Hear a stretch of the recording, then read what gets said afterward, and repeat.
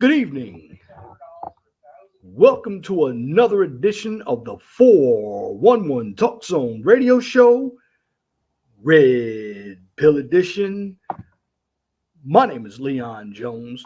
Now, during this segment, I'm going to talk a little bit about the court cases and how the justice system it did work, from my humble opinion.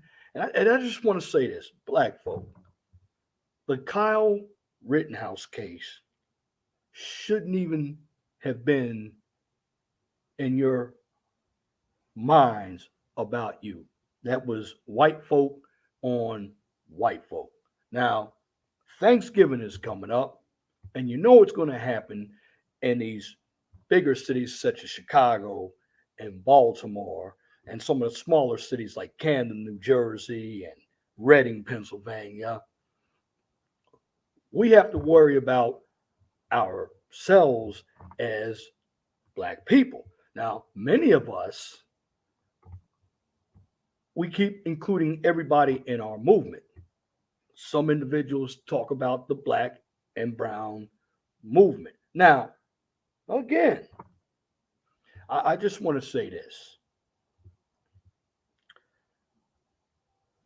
This, I call it Thanksgiving Eve. Now, my belief about Thanksgiving, I give thanks every day. Well, you ought to give thanks that you are alive and well every day. You're not some of these individuals, regardless of race, who's been killed by negligence. But before I go on, let me give you the rundown on what I'm going to do tonight. Again, I dropped the link early, so you can come on as soon as I finish my monologue. I'm going to talk about some of the dating rules. I'm going to get into a little politics. And I'm also talk about the Manosphere meetup, which I will be part of, and it's 9 days from now. Now, next week, I'm not going to broadcast on StreamYards. I'm going to broadcast on Blog Talk Radio. Now, when I do Blog Talk Radio, I do have the call-in number. It's 215-383-5785. And the reason why I'm going to do Blog Talk Radio is because when it comes to StreamYards, I don't want my free service to run out and they cut my stream. Haven't upgraded yet. But Blog Talk Radio is a substitute. And plus, I'll be getting ready to go down to Atlanta for the Manosphere meetup. And Brother Nate will be on the panel to further discuss the Manosphere meetup. Now, there are a number of people when it comes to this Manosphere meetup who, in my humble opinion, really hate what's going on. And let me give a shout out. Shout out to the Angry Snowman in the building. Shout out to Free Zone Lou in the building. Welcome. But getting back to the Manosphere meetup, I do believe it's a good idea because for what we want to do is not only forge those friendships, but talk about business. And one thing men need to do, particularly black men, is we need to network.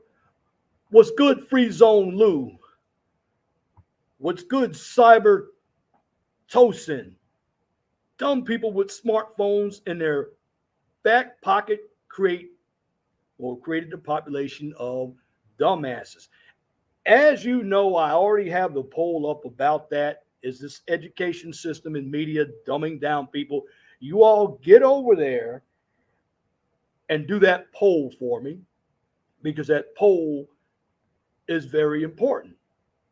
Because Number one, it lets me know that you all are paying attention to what's going on outside of YouTube. You're paying attention to the news.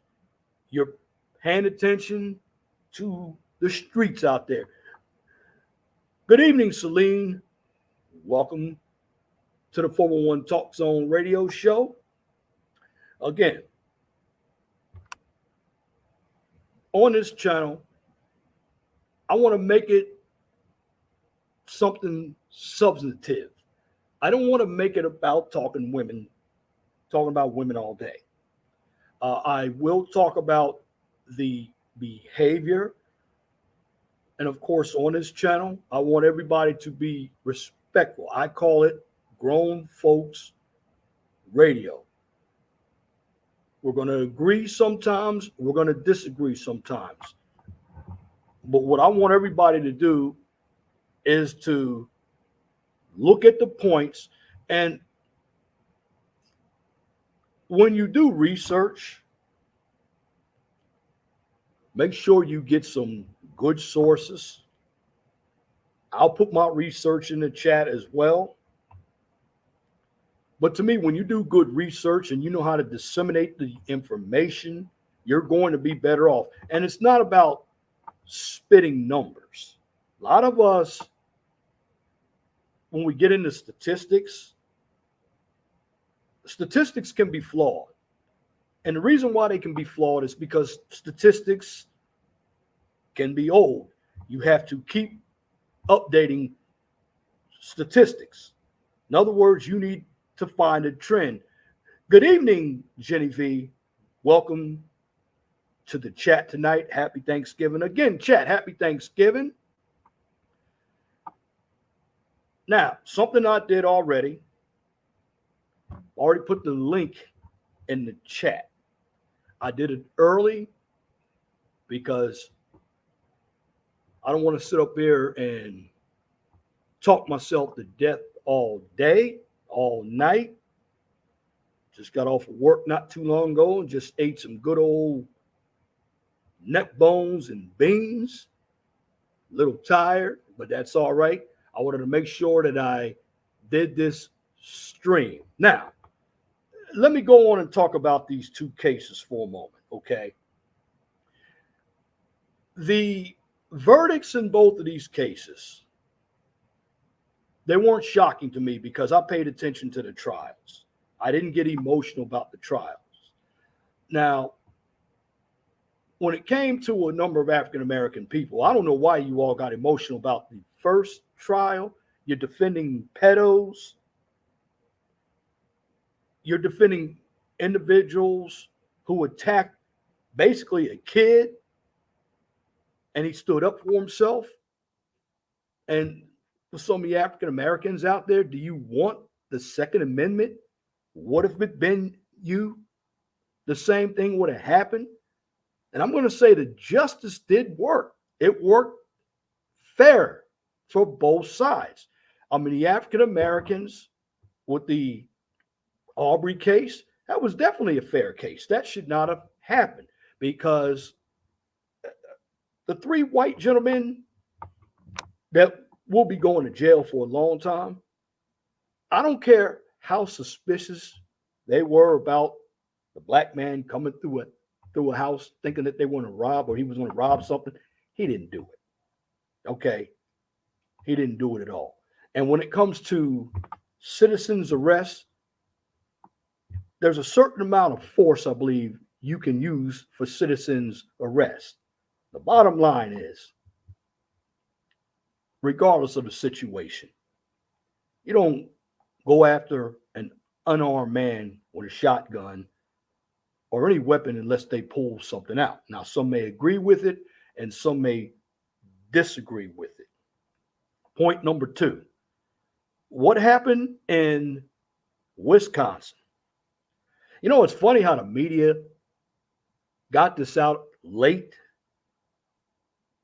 because they found out it was an African-American man who did it, and the DA wanted to lower the bond for individuals like that clown who now killed 6 people and 62 people are injured. Correction, 6 people are killed, and all of them were children.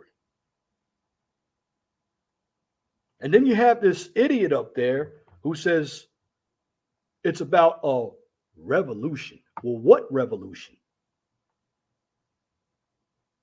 And if you're a black man out there and you talk about a revolution, you don't have any power at all. Many of you don't even have any money.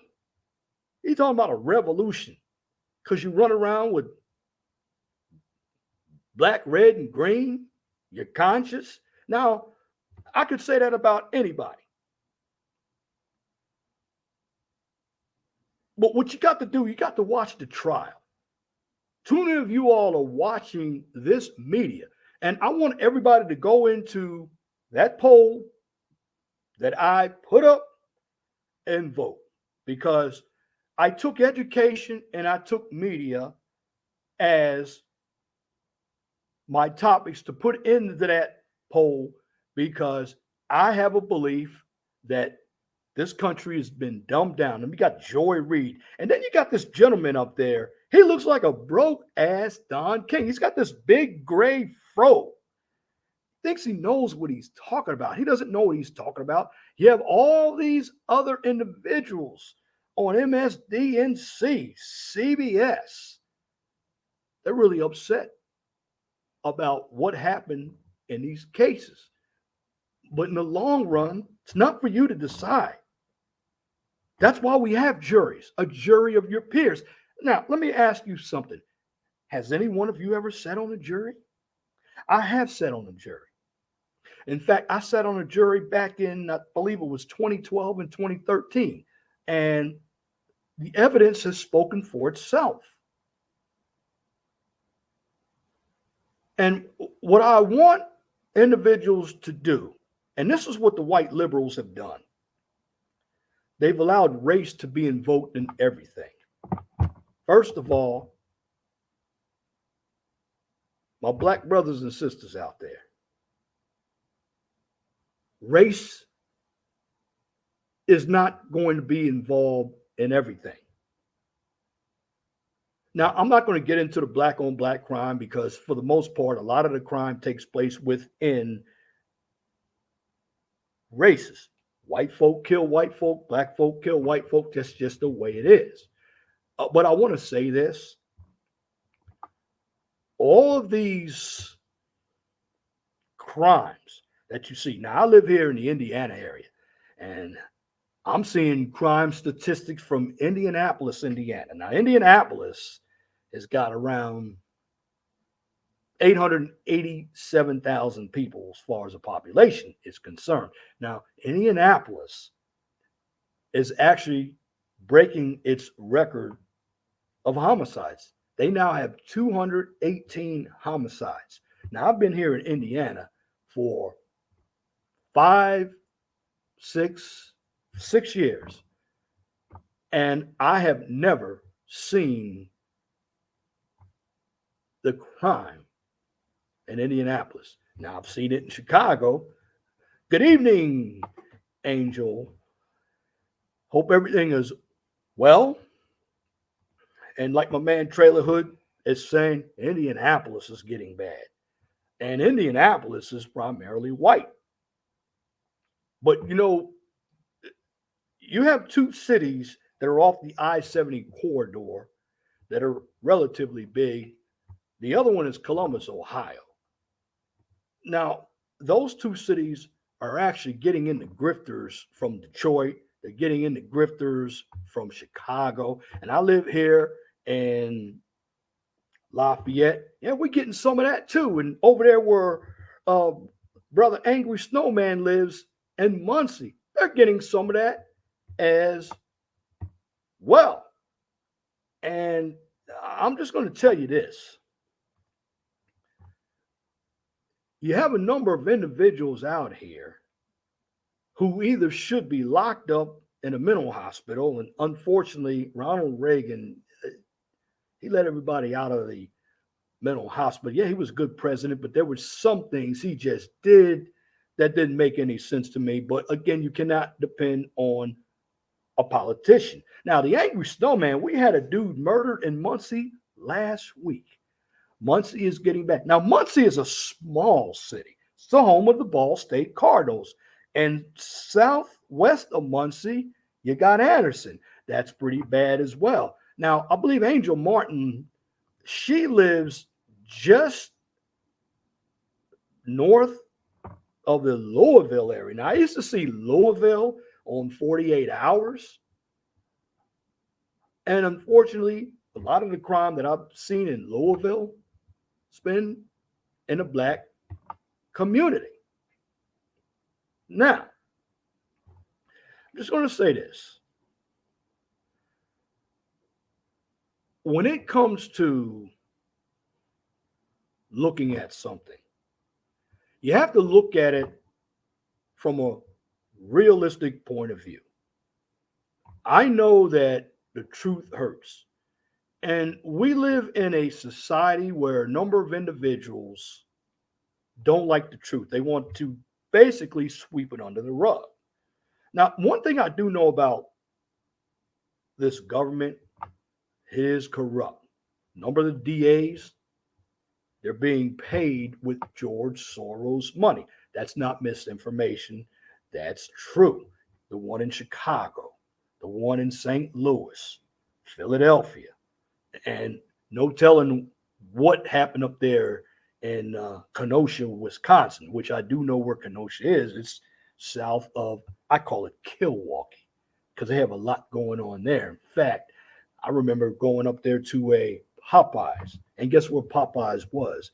It was in the hood. Again, shout out to the chat. Thank you all for coming because you could be somewhere else. Jenny B says people are not happy with climbing a mountain anymore.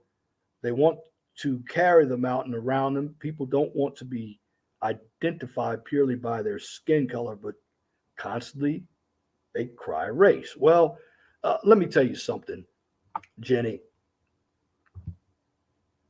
When it comes to what's happening in the world, race is about the easiest scapegoat you can use, particularly when it comes to politics. Now, why do I say that? Because you can use race to get the dumbest person upset. And that's the whole key to any type of system. You want to keep individuals dumbed down. Now, it's funny.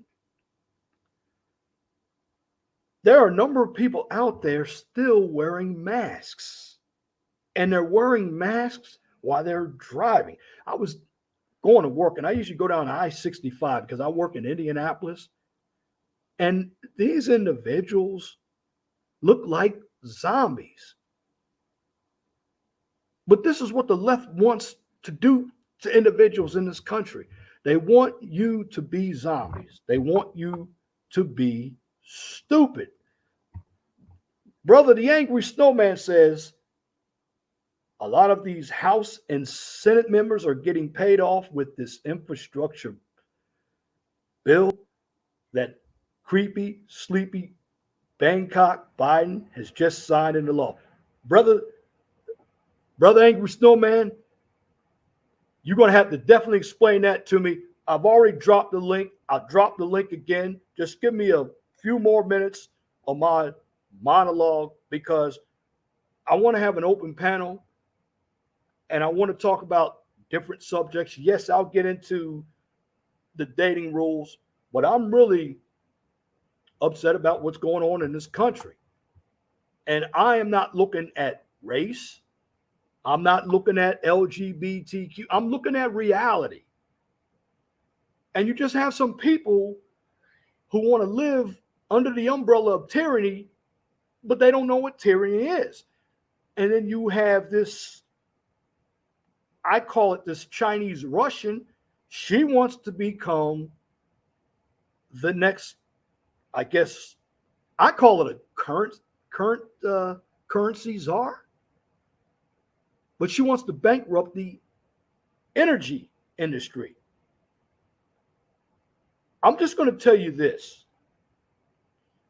Whether you like politics or not, you're going to have to start writing your senators and Congress people. Because if we let this happen any longer, we're going to go into a depression. I also saw out there that they had some radicals that want to blow up pipelines. Now, they want to blow up a pipeline so we can pay more for gas. That is ridiculous.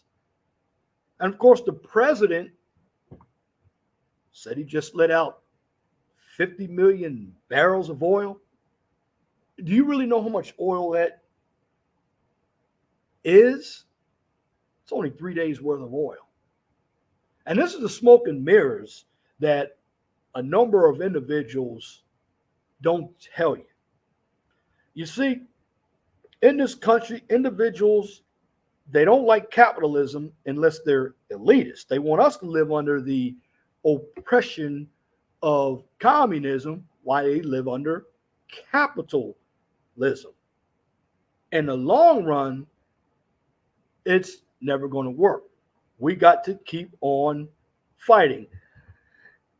Angel says, I think Seymour might be kind of bad too. We have 10 acres in Brown County, but the Dems will probably turn that into Bloomington soon. Well, Angel, I can say this about Indiana. Indiana is predominantly a red state. Bloomington, because of IU, is definitely blue. But Brown County is still run by Republicans. I don't think that would happen. Now, the only person that's probably blue from Seymour, he was a singer, and I can't remember his name, but he sang the song "The Walls Come Crumbling Down." If anybody knows who that is, put that in the chat. I used to like that song. It came out back in 1983, but he's from Seymour, Indiana. Celine is definitely right. Most colleges are basically socialists. This is why I don't advocate anybody to go to college. I went to college. Fortunately, I went into STEM, but there are quite a number of professors, and that's what you're getting out there when you deal with college. Thank you, Brother Angry Snowman. John Mellencamp, he's a lefty. He's out of Seymour, Indiana, which is off of Route 50. I've been through Seymour, went right through NDOT, the Seymour district. But yes. But let me go back to colleges again. College is a rat race. Now, I'm not knocking college, but even in college, that is a haven for indoctrination. If you want to get people into the media, send them to college. Let them pay all this debt. And then what happens? They'll go get a major that does not give them a return on their investment. Celine says, I'm glad I didn't go away to college. Too many unstable girls. Well, you got a number of unstable guys, Celine, in college too, because they're all coming out leftists, and they want to get you while you're young. Why? Because you don't know anything. See, when you get a little older, you get stuck in your ways. Like you get my age of 56. Now, I'm not stuck in my ways, but I do know right from wrong much better than somebody in their teens and 20s and even their 30s. Why? Because I've experienced more, and I learned how to use critical thinking. And college does not teach you critical thinking. College teaches you, I call it multiculturalism, because when it comes to some of the decent majors out there, they've actually gotten rid of decent courses to put in these multiculturalism courses because they want quote unquote diversity, which whenever you hear that term multiculturalism and diversity, that's also a haven for Marxism. Black Lives Matter, Antifa. Usually individuals will not say what it really is, But Black Lives Matter believes in Marxism. Again, Celine says, I don't understand why you're pushed out without any parental supervision at 18. Well, 18 is just a legal age. And let me tell you, Celine, not everybody is leaving their house at 18. In fact, I've known individuals who had children living with them in their 30s and 40s. There's a certain time when you got to get the hell out and start putting your nose to the grind in the real world. Yes, you should be ready. But while you're at your parents' house, what are you really doing? If you're not paying rent, if you're not helping around the house, what are you doing? Most of the time, people are sitting on their ass doing nothing. And that's the parents' fault because the parents aren't asking them to do anything. Celine also says, decisions that you make in your teens and 20s stick with you for the rest of your life. That's why kids need to know delayed gratification until they are married or much older. Well, let me tell you this. Even before you get married, you need to understand how the real world works. Marriage is not some fantasy. Okay, you have a number of individuals, they want the wedding dress, they want the fantasy. Marriage is a duty. And unfortunately, a number of individuals, because we live in this snowflakey world here of globalism, and particularly here in the United States where we want to make everybody feel good, it's really about feelings. Feelings cloud critical thinking. Free Zone Lou says colleges are country clubs now. You know, that's some truth. Now, I'm gonna ask you something. Now, I'm gonna tell you this. I wasn't the most ethical student in college because a lot of the classes I took were bullshit classes. Did I do some underhanded stuff in college to get through a class? Plagiarize, cheat. I'll just put it out there. Hell yeah, I did. Why?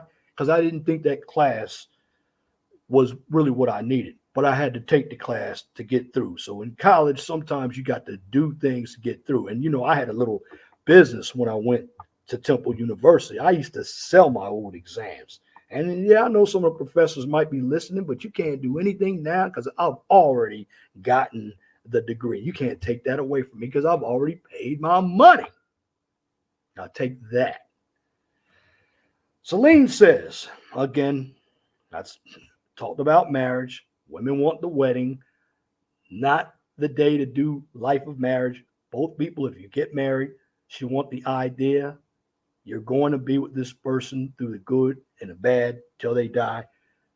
Theory, that's truth, but in reality, it ain't going to happen, Captain, because individuals are, number one, they're too impatient, and number two, they're on social media too much. And social media has really been the downfall of society. Too many people have made it part of their lives. Now, you cut out social media, you put them in the woods where you had to survive, you build a ministry up there, like shout out to Pastor Dow. Yeah, that might happen. But when it comes to marriage or any type of commitment, you have individuals that don't want to go to work. They want to get paid for doing nothing. And that's because the government has allowed individuals to do that. Jenny V says there are a lot of people living at home who are paying their way also.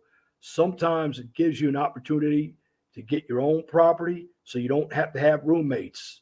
I understand that, Jenny V, but how many people are really saving? And then there's got to be look, to me, you should be out of your house by 25 years old. And if you're going to live at a home, you need to be doing something while you're at home. You need to be going to college or you need to be working. Many individuals are sitting home playing PlayStation. Yes, you're giving me the anecdotal argument, but I can tell you right now, here in the United States, a number of people are staying home and they're not doing a darn thing. They're living free. They want to be an adult. However, they don't want the responsibilities of an adult.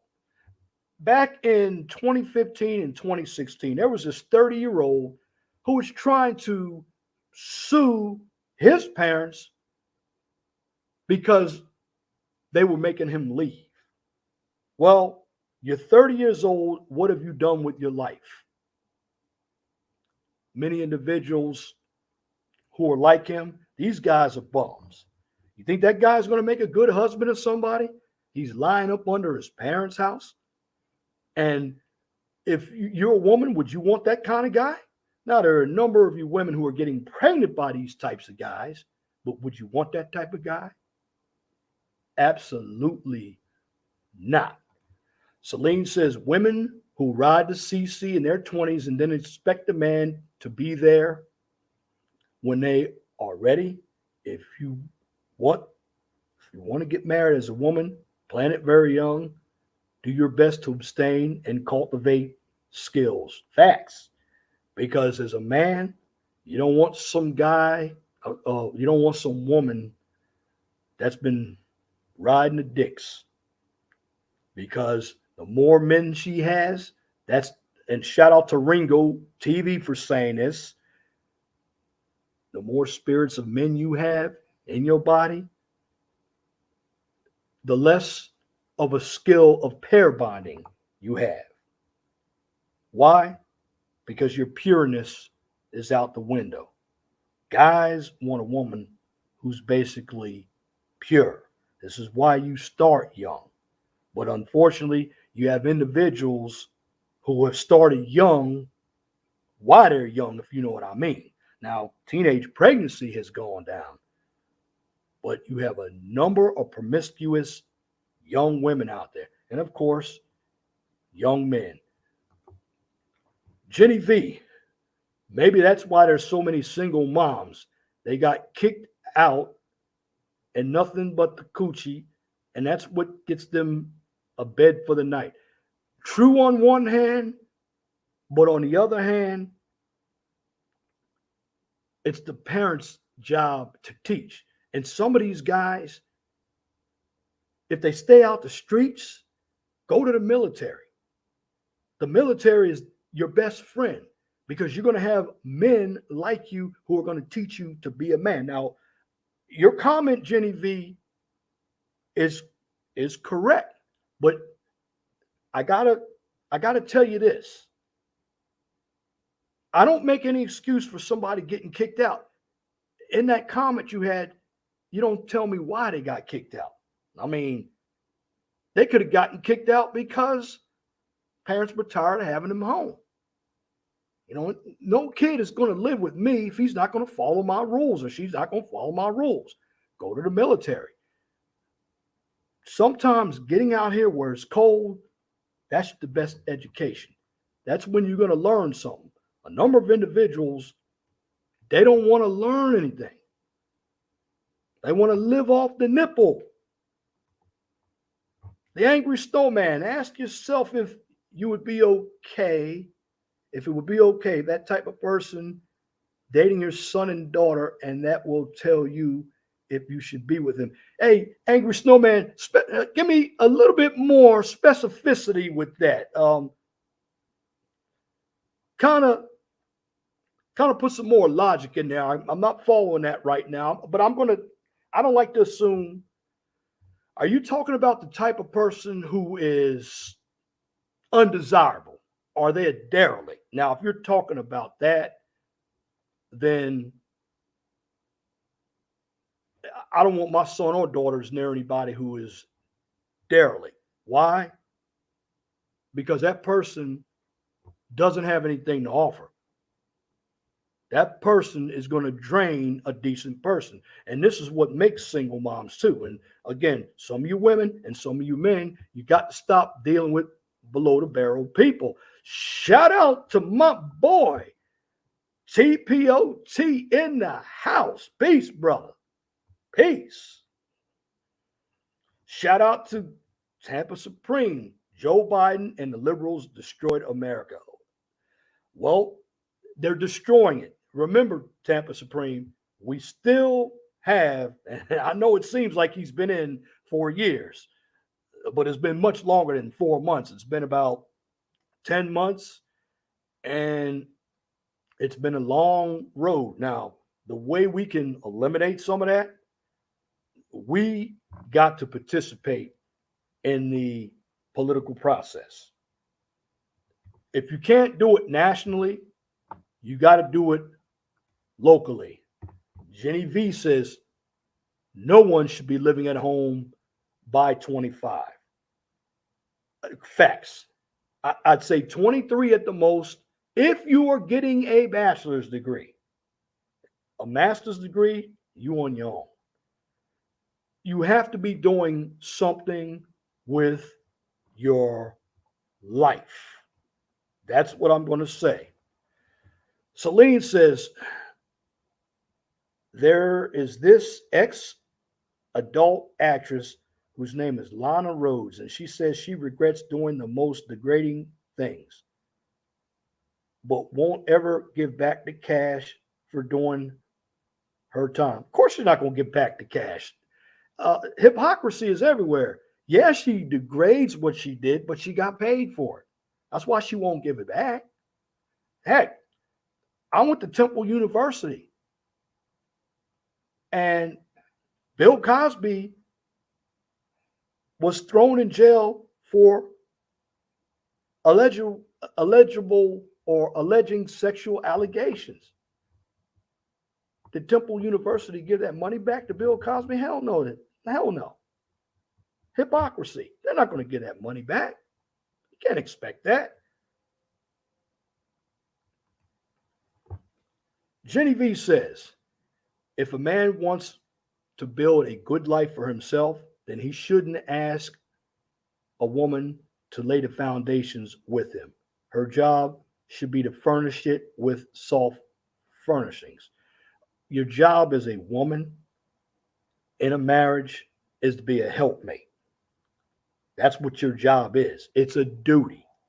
Unfortunately, feminism has told you women that you are equal to men and you can be like men. And that's why, particularly in the African American community, why you have the most dysfunction. But in retrospect, as I would say with some of these rules,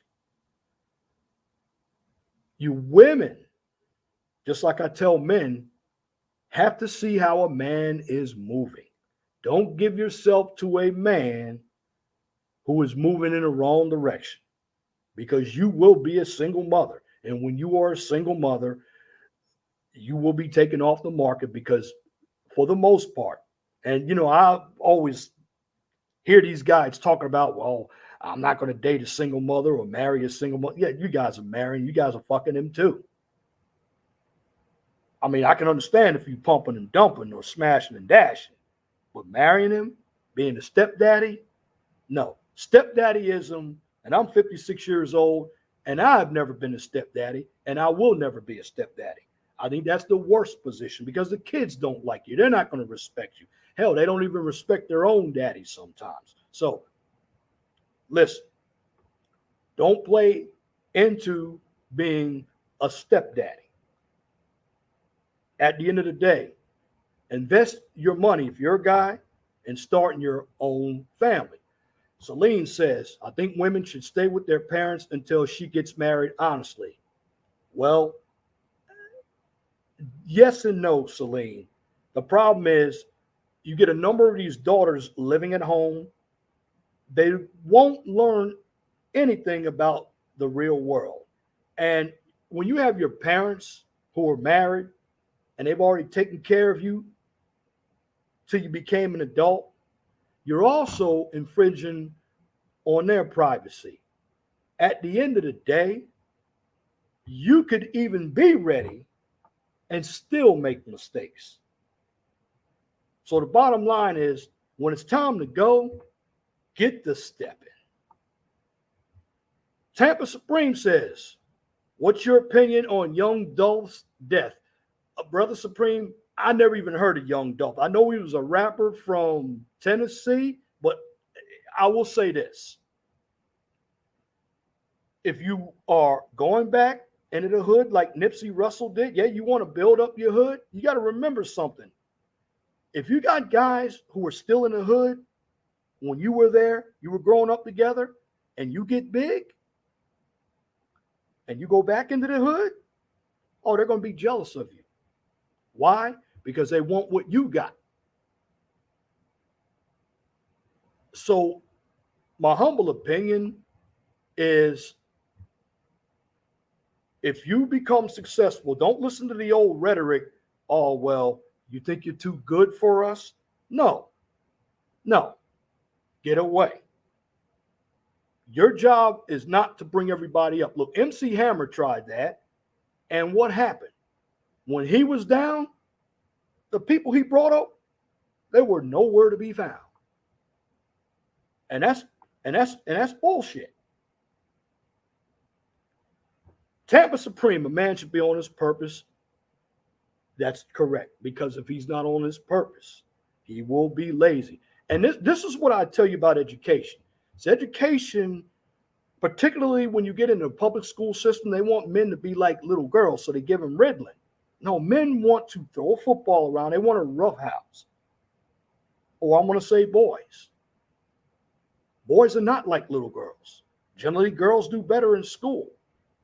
Men need to be doing something with their hands if they're not smart enough in math and science or engineering or anything leading to those fields. Get a trade. Get a CDL. Get a piece of wood and cut up a piece of wood, nail it. Learn to be a carpenter. Take a piece of wire. Learn how to solder something. Understand how your heating system works. There are always going to be skills in fixing something. Shout out to Cool Kamasi.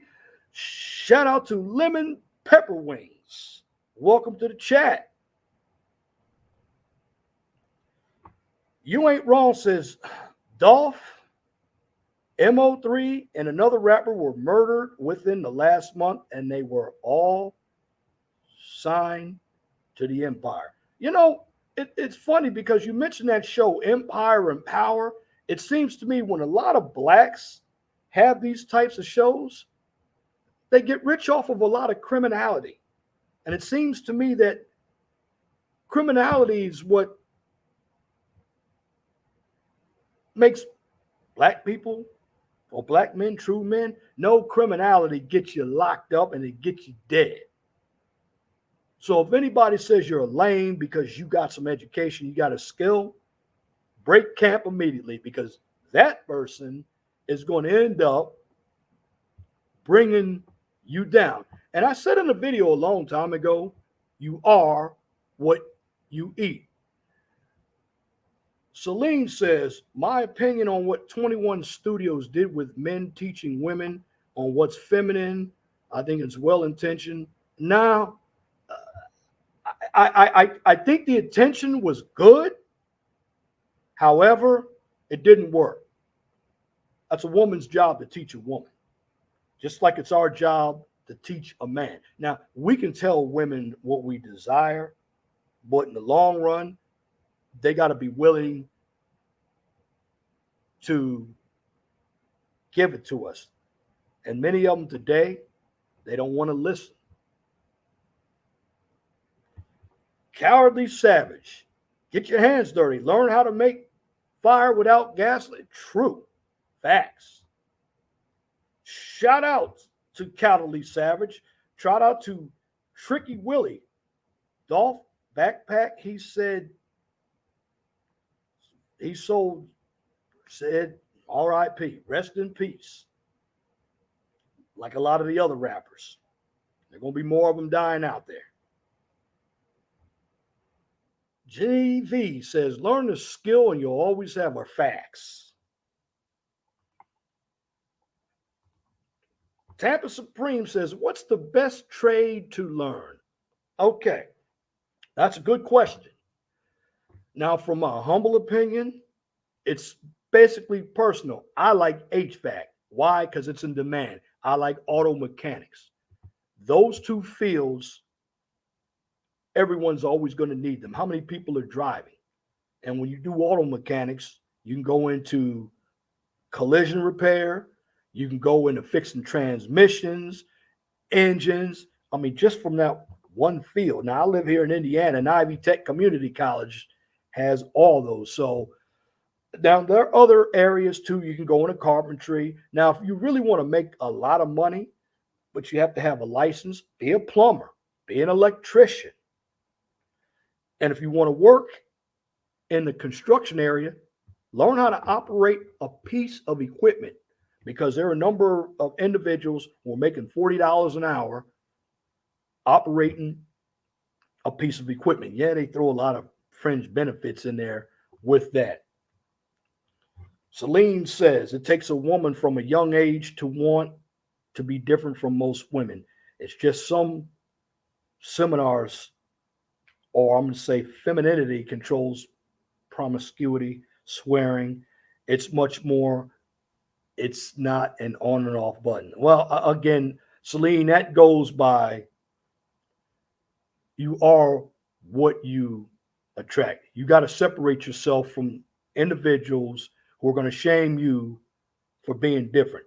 And this is what I've done with a lot of guys. Shout out to Cool Kamasi in the building. He says HVAC is great. Facts. I got my 608 and 609 from HVAC, and I got my 30-hour certification from HVAC. Facts. You ain't wrong, says welding, HVAC, electrician. Shout out. Those are excellent fields. Angry Snowman. Welding and electrical are great high-paying trades in demand. Facts. Free Zone Lou. The key is to become a proficient expert in the field you choose. Facts. That's right. You got to get something that you want to do. And you can't allow anybody to change your mind. And this is why I said when you go red pill, it's not always about women.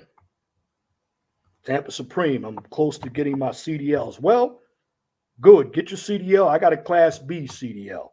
I don't have the A yet. The A, you can drive a tractor trailer, but even if you get a B, you can still drive a bus, a garbage truck, a dump truck, or plow. Get it? Understand the air brakes part. That's the hardest part.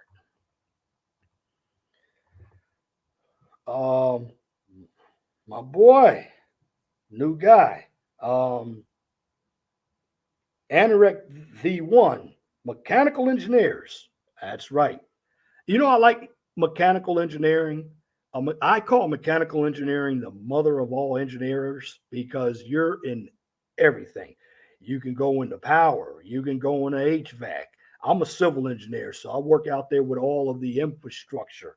But you can go into manufacturing. You can even go into industrial. So as long as you got some certifications with that degree, you're going to be off. Now, if you can't do engineering, try engineering technology. There's a lot of overlap. The only difference is maybe a few maths, but with technology, you're doing hands-on. You're doing more theoretical with engineering.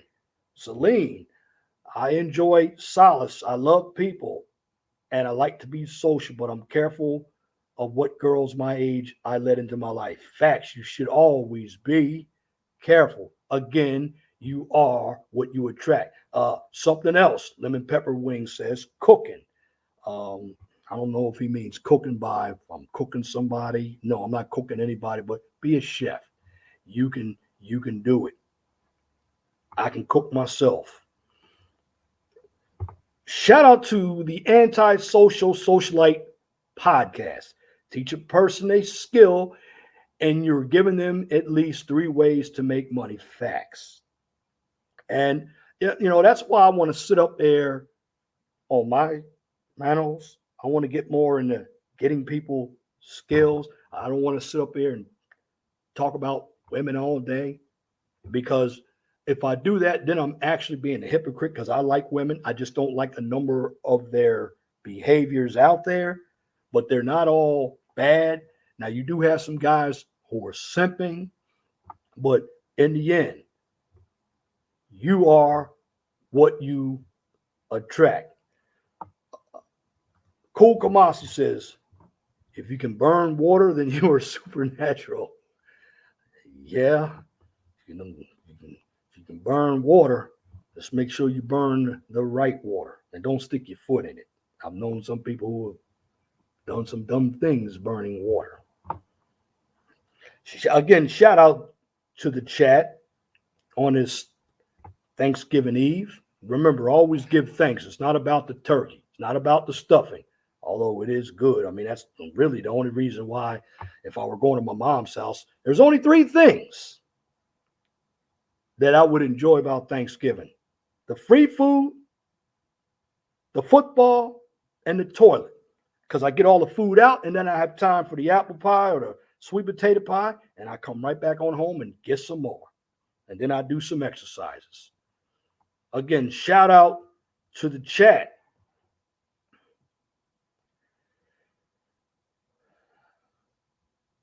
Jenny V, the angry snowman. That's how it should be. You're supposed to keep your man's okay. All right. Well, that's facts. Facts. Good. I like this comment that Tampa Supreme wrote. I need 3 streams of income. You should always have more than 1 stream of income. If something happens on your job, and shout out to Brother Ramil. Regardless of what he said about the manosphere, I don't care about that. But when somebody is speaking some sense, I got to acknowledge that. Have more than 1 stream of income. Get into real estate or something as well. Now, for me, I'm not a real estate protege. I like appraising. I like crunching numbers. Also, Cool Kamas says, shout out to the American holiday and Thanksgiving. Well, yeah, I will say this. You got to understand what Thanksgiving is. Give thanks. Again, these holidays, they're pagan holidays. But if you look at them from a religious standpoint, you need to be happy that you are living. That's why at the end of my videos, you always hear me say, be blessed for what you have. Don't worry about what you don't have. Coming up, and I got the link in the chat because I've already been on an hour. I got my boy GK Sigma. What's going on, brother? You got to unmute yourself. Hey, what's going on, Leon? Hey, what's going on, bro? Not too much. A little busy, but I'm checking in. What's going on? What's the topic tonight? Basically, we're talking about the state of this country. We're going to be getting into some dating rules, and right now we're talking about different skills, and we're having an open panel. So I'm glad you chimed in, so we can basically do something a little different on a Wednesday. I know everybody's probably leaving, so yeah. And I talked about the court cases. So you want to kick some flavor? Go ahead and kick some flavor. We'll bat it around. I got plenty of people in the chat, brother. In fact, I'm getting ready to drop the link. If anybody wants to participate. What court case did you speak on, if you don't mind? I've spoken on both court cases, brother. I've spoken on the Aubrey case, and I've spoken on the Rittenhouse case. And for the most part, with both of these cases, I do believe that the justice system did work, but unfortunately, Black people, they're not happy with the Rittenhouse case, but it had nothing to do with Black people, bro. That was white on white crime. We shouldn't even be involved in that. I mean, if Mexicans are marching, I always hear Black people talk about brown and Black people. No, let them fight their own battles. I'm not getting into their battles. What say you? Well, I just think it does involve us indirectly, in my opinion, because it reminds everybody that they're privileged and we're not. And every now and again, you got to remind Negroes, because you got Negroes talk about there's no racism, there's no prejudice, everything's justice now. But had he looked like you or me, he'd be up under the jail right now. It may have happened, but see, I don't really know that. I mean, it could have happened, yes. I guess with me, bro, there are a lot of things that go on, and I got my boy Angry Snowman in the building. What's going on, bro? Yo, what it do? What it do? What it do, brother? What it do? Welcome to the chat. I got my boy GK Sigma, and well, I know, brother Guy King. Yeah, you know, you're probably, but I would not know the problem I see out here with any justice system. There's a lot of money flowing in, and you got some poor DAs out here. You do. I mean, but I watched both trials, and I already knew what was going to happen. It was that simple out here. We already knew, but the problem is, you got a lot. I think both court cases went exactly the way they should have. Elaborate on that, bro. Well, Rittenhouse was clearly a self-defense case. You know, he had people that were aggressing on him. He had to defend himself. Unfortunately, him defending himself meant that he had to defend himself with lethal force. You know, those guys that were aggressing on him were trying to, in his opinion, kill him. Plain and simple. Now, with Arbery, that was murder. Those guys that aggressed on Arbery could have very easily said, hey, what are you doing here? Why are you doing messing with that house? Get the hell out of here, and left it alone. After that, they had no reason to pursue it any further than that. Right. They took it. You know, I understand, and I'm with that. I mean, look, the justice system at that time, but what my brother Guy King was saying, and I can see what he was saying as well. He believes that if it were blacks, they could have been under the jail, and that may have happened, because I know if I'm running around as a black man with a AK-47, yeah, they might have locked me up. Well, didn't all three of them men, as far as Arbery's concerned, didn't they all get convicted of murder? They did, brother Angry Snowman, but I did see a video by Tommy Sotomayor a long time ago, and it was out of Portland, Oregon. The white guy had a AK-47 and nothing happened to him, but the black guy had the AK-47 as well, walking down the street, and they did, you know, he was harassed. And yeah, I've witnessed that firsthand myself before, even with just open carrying a pistol. You know, me walking down the street open carrying, and I don't get messed with, but a brother of mine who's black walking down the street, he gets stopped and questioned. Yeah, that's what brother Guy King was saying. You know, and I do agree that that's wrong. Right. You know, right. But at the same time, you got to kind of look. I don't know how to even explain a situation like that, to be honest with you, to make it sound right to where you can understand. You know, I mean, to a degree, I can see both sides. You know, a lot of times, you know, when you get into these black communities, like I've said before, you know, I've always found it interesting that it's the poor black communities, the black ghettos, that are shooting each other up. Every other ghetto in America, they ain't doing that. So that might be the kind of mindset that a cop has when they see a black person with a gun. Is he a felon? You know, is he going to shoot someone up? Is he supposed to have it to begin with? That's true. Shout out to Trey. And it's not necessarily me trying to stereotype. It's really literally a position that a lot of these young black kids have put themselves in with their own actions. Right. Well, you know, I do understand that, and that's all. Their own actions. That's what brother Guy King was saying. That's what he was saying too. I mean, there is still some stuff going on out here, and I know life is never going to be fair. Right. Well, racism's there's always going to be racist people, plain and simple. You can't do it. You can't get away from, you know, that's a human nature thing, and people are trying to legislate human nature. Now, what we can do as individuals is, if they're a racist prick or an asshole, just stop fucking with them. Don't fuck with an asshole. Don't fuck with a racist. You know what I'm saying? It's that simple to really kind of separate yourself. Yeah, that's true. That's true. That's true. But I try to look at everything from a realistic perspective.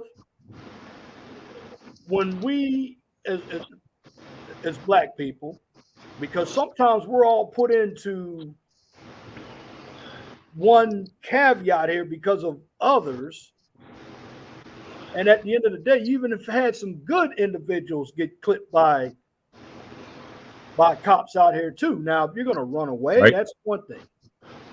Well, something that I've always found interesting too is because especially when I ran around like Lima and Indianapolis, is I always found that it was the black police officers that were fucking with black men more than any other police officer. They were the ones that were actually questioning black men more than any cop. Trey says, I can walk with a bazooka and nobody will say jack. It's all about your appearance, not what. Even Trey has a point. See, he does. You got a point, Trey. You do. It's all about how you conduct yourself too. Right. And if you and one thing, because I remember I was coming from Richmond on US 40, and I got stopped by a cop, and nothing happened to me because when they ran my plates, I had no record. Well, Christ, I walked up, dude, the first year and a half I lived in Indiana, I open carried a pistol right on my side without a license to do so, and nobody questioned me.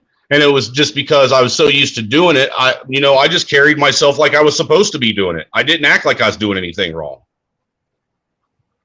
Me having a gun holster to the side of me is like, it's like putting on my belt now. I mean, I'm not saying there's no racism out there. There is, but again, you got to do some things. Sometimes it's hard to avoid.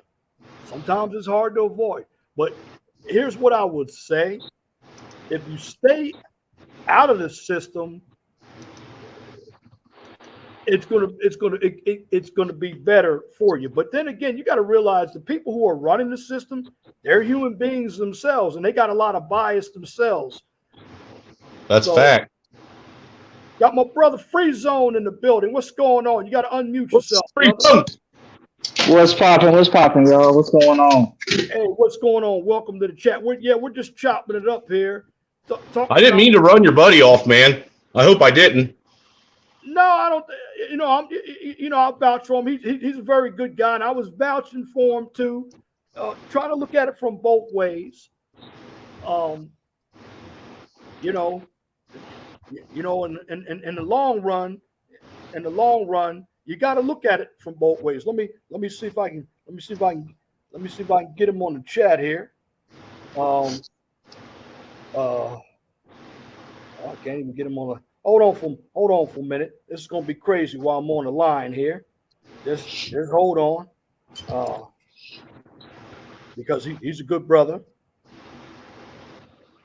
Sometimes his phone goes out too.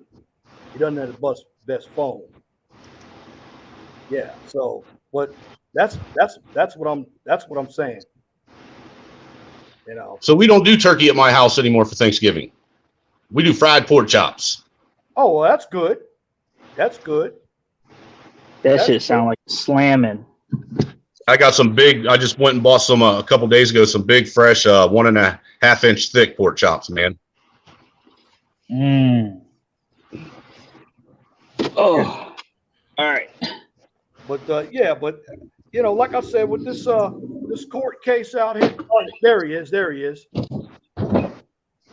Unmute yourself, my brother. What's going on? Because we're gonna Sigma. What's going on, GK? Because we actually gonna get what I really want to talk about. I really want to get back into those rules again because we need the rules here. And I just wanted to float because again, we already know what's going on out here, but I just want to get the rules here. Okay, let me share my screen and let's talk about these rules out here. And because this is an important thing to me, because this is why most of the individuals come here. Okay, what I'm going to talk about here, I was on rule number I was on rule number. I think I had gotten halfway done. Okay, I know exactly where I was. Rule number 19. If you're working, and can you all see the screen out there? If you all see the screen out there, I'd say never hook up with a woman at work because it's too risky. You as a man can find yourself convicted of sexual harassment or RAPE if the relationship doesn't work out. As a man, we are living in the Me Too society where women are utilizing allegations of sexual harassment to bring man down. So as a man, you don't want to lose anything or everything you work hard for just for a piece of butt. What do you all say about that? Agree. As well as I'll add to that, don't ever let the person that you're with come and work where you work unless you're a self-employed individual and you have her working at home running the phone and the books. That's it. That's it. You do not shit where you eat. That's always the case. That's correct. That's correct. The only thing that can come of it is nothing but a bunch of headaches, man. That's now. Here's something that a number of guys are actually doing. Again, I'm not here talking about women to put. I'm just as a guy. When we're in certain places, we have to watch out because of this Me Too, and this is the area that, okay, the unavailable type of women, and some of it might basically overlap into dating. But I would say, and some guys, and I know where I work, it's not happening. Number 20, don't speak to a woman you work with unless it is work related. Don't compliment them by telling them they look nice. Don't comment on anything except what work needs to be done. Your conversation should be limited to good morning and good night, with the exception of the occasional good afternoon.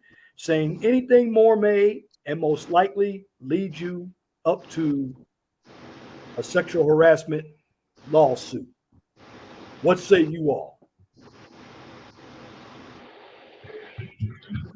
You really do make these hard to argue, bro. Like that's Well, I try to put everything in. It is a hard one because what I'm going to say to this, and my answer is, I'm just going to look at it from the individual standpoint, okay?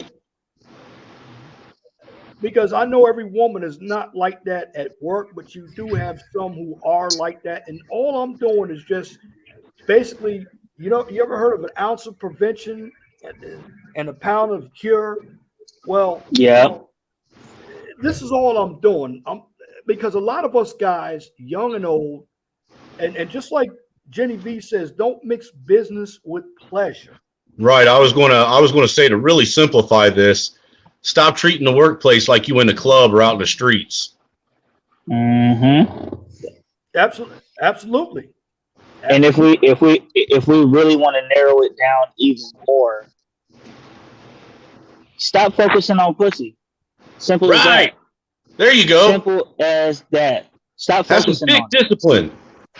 Yeah, like if it comes in your lap, if it comes to you, then you do what you got to do with it. But you should not be, especially if you don't have your shit together. If you do not have your shit together, you shouldn't even be looking in the bitch direction. You should be focused on your purpose. Now, even if you don't have anything, if you're on your way to your purpose, if a woman sees that you're on your way to your purpose, then she'll fill you out and you got to do what you got to do from there. But you should not be like men. Like a lot of guys have like this club mentality where it's like when you go to a club, the only purpose in the club is to get pussy. And it's like they carry that into everything else. So when they see a bad chick, it's pussy, pussy, pussy. Everything is focused on that. And it's like, yo, get you a life, get you a purpose.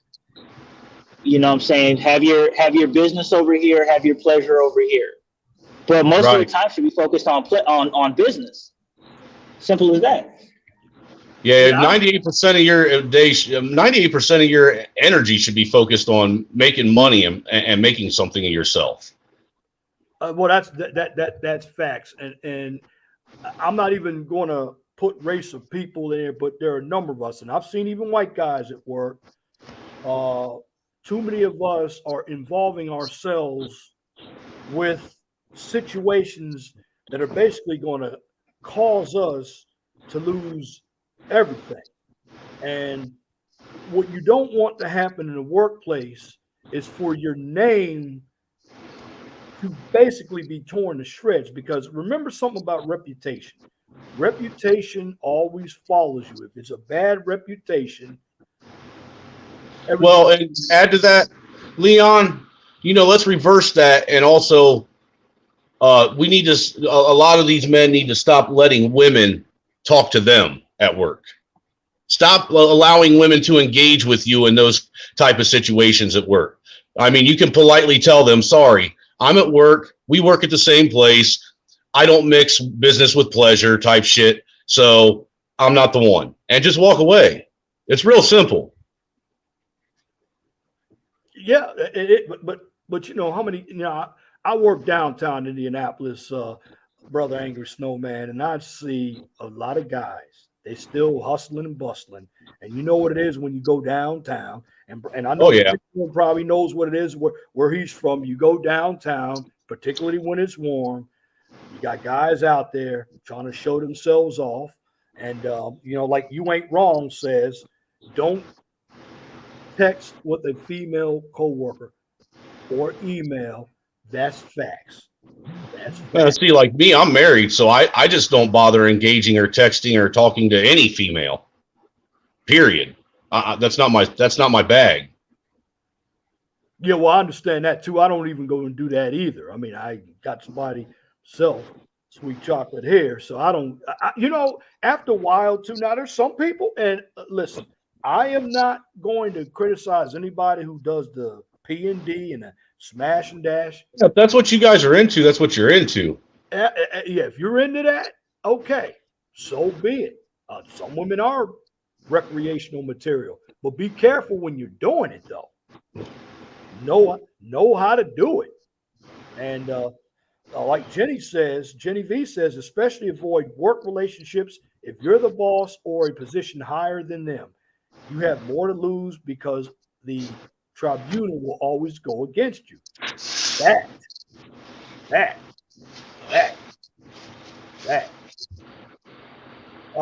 Here's a new person. I don't know if it's a troll or not. Cuban women need 50 waitresses and a flying squirrel to agree with them to file complaints. Well, okay. Yakub's Albino Flava Flav. I like that name. That is a name. Okay, number 21. And remember, there are only 33 of these. These are in the area of, I call it the women who are unavailable. So these are the ones that you would, if you're into it smashing and dashing or pumping and dumping, this is where you would definitely do it right here. Because 21, if you have a dinner date, eat a full meal and meet her at a bar or a coffee shop, because the purpose of this meeting is to find out if you will get to the bedroom. Also, it keeps costs down on a meeting, especially if you don't get your sexual needs met. Now, I say that because you have a number of individuals out there. Shout out to Brother GK in the building. Hey, you got to unmute yourself, brother. You got to unmute yourself. But I say that because let's just be honest. I know Lycus 101 had a version of what I just said on his show. The purpose of the unavailable woman is to smash and dash. I'm going to be clear. Even sometimes you don't have to believe in it, but guess what? Still ends up coming your way. Why? Because of the amount of time that she is giving you. Again, if she's busy, she's got kids, she's got a dog, she's raising grandkids, she's going to school, going to work. That's all you gonna have time for. You know, you could always take it a step further, like I did too, man, and just make these women pay for their own dinner. They ain't done nothing to earn you buying their dinner yet. They haven't added to your life or your livelihood. What have they done? They just said that they go to dinner with you. Make them pay for their own shit. Oh shit, we got Trey in the building. What's up, brother? What's up, brother? Well, he is in the building. What's going on, brother? What's going on, man? How you doing tonight? What's up, Trey? All right, we got the gulag in the house. Man, I tell you, crazy day, huh? Man, you used to have a nice beard. Man, it has been crazy, and you know what? I'm gonna tell you guys something. I mean, I just had some good ass neck bones and some beans, and I'm running on fumes tonight. Okay, running on fumes. Yeah, I've been sitting up here baking all day, you know, hooking it up. You know, I am your pie, man. You know, I gotta hey, we stay true to the name. Hey man, you send me one of them sweet potato pies. I'll send you some fried pork chops. Oh snap! Man, you know that's one of my favorite sweet potato pies, bro. Oh yeah. Now man, you know, those are better than pumpkin pies, bro. Well, I actually did it wrong until Chomi Jean came. You know what I was doing with the sweet potato? I was kind of cheap. You know, I was going and buying that can of yams, that Paul's can. You've heard of it. It looked like an orange can. Yeah, I know that yams in that can. You know what? Nothing tastes better than fresh sweet potato pie. For real. That ain't no lie. You know, I can't go back to eating that stuff I was eating. Sometimes when you cheat, it doesn't work with you. It doesn't. But yeah, now I never had that. I know Trey has it on his thumbnail. That pecan pie. Oh, those are good, man. Man, but isn't that sweet? No, I mean I make a bourbon molasses pecan. Ooh. You know, I tone it down a little bit. You know, the molasses tones it down a little bit. I use a little bit less sugar. So, yeah, man, I hook it up. Oh, but man. Yeah, I got my boy Free Zone. He's back in the building. Yeah, I just came to chime in. You know, on, you know, I heard you before talking about the court cases, and I couldn't get on. Yeah, and I mean, what is your because this is I'm gonna tell you, brother Trey. This is one thing that is. I mean, I watched both trials, and I knew what the outcome was going to be. But you got a number of other people who are, you know, in their feelings about stuff, and they don't understand what's going on out here, especially black folks. And you know, man, I was wanting to get up here and say is that it's a misdirection. I did a little short stream before I came up here saying, you know, it's another banana in the tailpipe. Both trials are, because regardless of whatever happened, you know, at Arbery and them three Hicks, it has nothing to do with black people. All it has to do with, you know, property rights and stand your ground laws for Americans. And, you know, Arbery violated property rights and the three Hicks violated stand your ground laws. That's it. And it cost all four of them. That's all it is. Color had nothing to do with it. Just as in the Rittenhouse case. Kyle's case, you know, when you say it had nothing to do with black people, that's untrue. What it had to do with was all Americans. It had all Americans' right to defend themselves against a heinous attack. That's what it had to do with it. Didn't matter what color it was, because we got to remember the fourth attacker that Rittenhouse missed was Jump Kick Man. Yep. Who was, you know, another, you know, highly melanated pedophile. Oh, you know, that's true. That's true. See what it is, brother Trey. You know the media out here, and I've watched the media, and I saw that clip you had. I saw that one you had from Philadelphia too, bro. Good God, yeah, that one. But if you look at what's happening on the mainstream media, There was this guy. He looks like I call him the broke ass Don King. He had this big gray fro. I mean, that bad boy stands up there. He was in his feelings. Van Jones was in his feelings. I don't understand where some of these people come from. I really don't. I mean, they're so smart, they're dumb. But at the end of the day, yeah, that's facts what you're saying. Because I was looking at it, hey, look, I want to be able to protect myself. Somebody walks on in here. I know I'm from the state of Maryland. If you try to protect yourself, you got to bring the body in the house. Because if they're on your property and you believe they're going to do something, you shoot them, you go to jail anyway in the state of Maryland. I do agree with Trey on this. This is just these cases are like a bait and switch. It's to get you to focus on them instead of the fact that we're about to be robbed blind by the fucking federal government and this $1.2 trillion they're taking from us. Oh, brother Angry Snowman. Yeah, that's facts. That's a fact. They're trying to implement, mandate CRT and welfare for everybody. But here, this is why I say, that they use these cases to take care of to basically take advantage of the highly melanated, because they know that's their target freaking useful idiots, hands down. Well, look, I was going through this infrastructure bill. You want to hear some of the dumbass shit they got in it? Yeah, tell me what you got. I gave you the surface because it's like 2,700 pages. Look, dude, they got $17 billion allocated to mandate alcohol detection devices in all new cars in the infrastructure bill. Jesus. All right. Oh, wow. They got $10 billion to create a civilian climate corporation. So that's part of the climate change that they were talking about. $20 billion to advance racial equity and environmental justice. Now, what that means is that what they're going to do is they're going to what they're trying to do. Obviously, we know they're trying to get away with the paper dollar, the physical money, and go to digital currencies.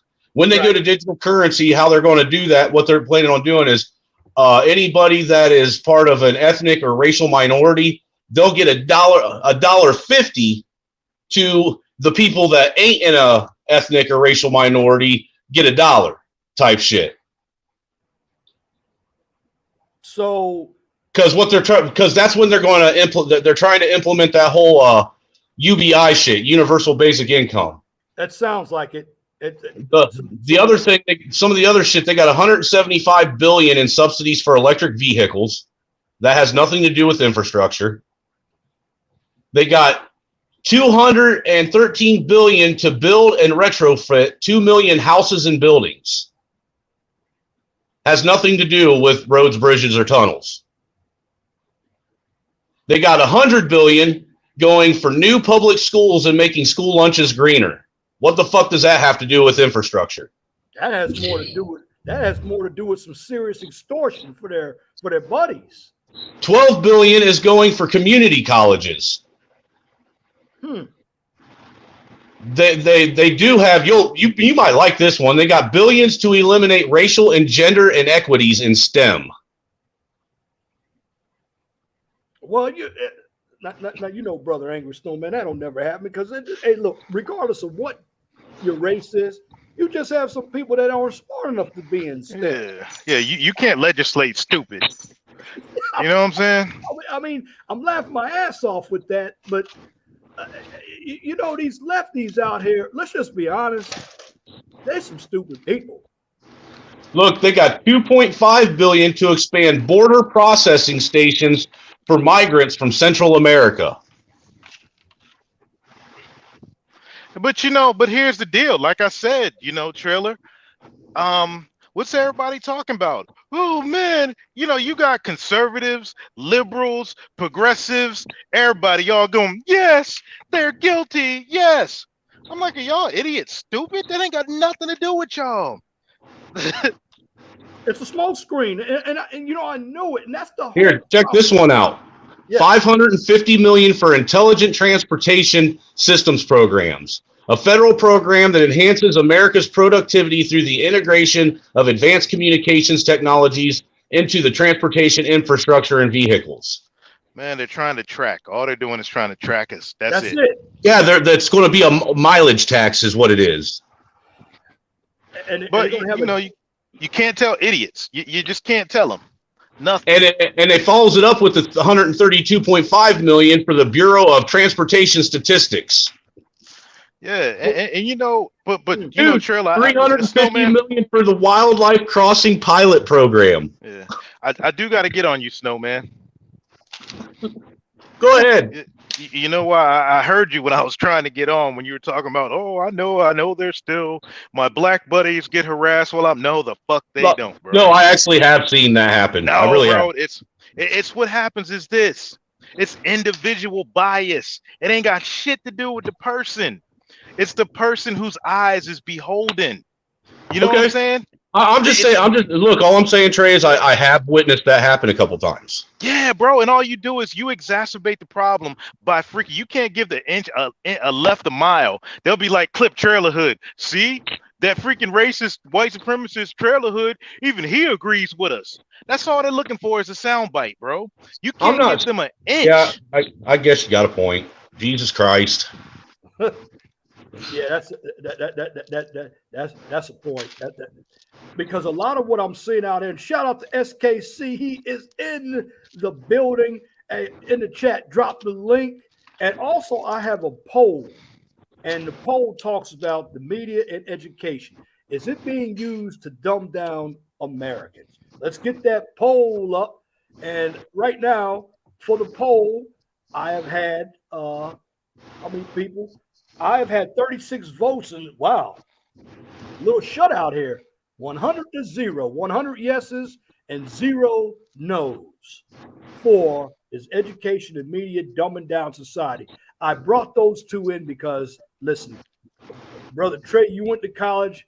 I went to college. Maybe Brother Free Zone is going. He's going to college. You have a lot of people going to college.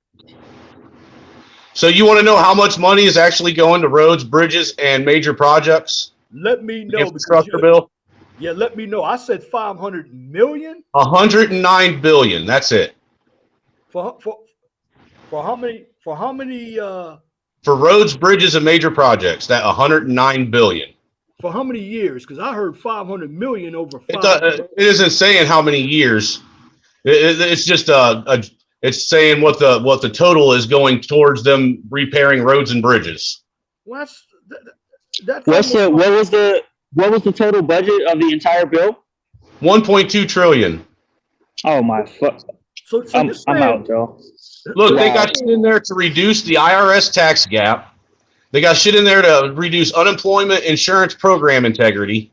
They got shit in there to redirect unused unemployment insurance relief funds. Oh no, that's how they're. Sorry, I'm reading that wrong. That's how they're going to finance this, by reducing the IRS tax gap. They're going to finance it by unemployment insurance program integrity, reducing unused unemployment insurance, repurpose unused relief funds from 2020 emergency relief legislation, state and local investment in broadband infrastructure, allow states to sell or purchase unused toll credits, extend expiring custom user fees, reinstate Superfund fees for chemicals. I mean, I got my boy Big Body Productions. He's in the building. What's going on, Brother Matt? It's really insane that only I'd say that only 20% of that infrastructure bill goes for infrastructure. Yeah, we're gonna get more than that, but I got my boy Big Body in there. I'm gonna switch back. Let's hit Big Body. Right, yeah, he's in the building. Let's hit these rules right quick again, because I actually added. Brother Matt, you know what I'm getting ready to go. You call it pump and dump, I call it smash and dash. So now you just missed it. I did a few rules about taking women out. Let's say you as a man, you have her eat an early dinner, and then you come to the club or whatever, and just order drinks, because really what you're trying to do, you're trying to hit it and that's it. And if you can't hit it, you don't spend money on her. Now, you probably know that. Number 22, don't ask these modern day women what they want because you're there for sexual gratification. Besides, most women of today don't know what they want.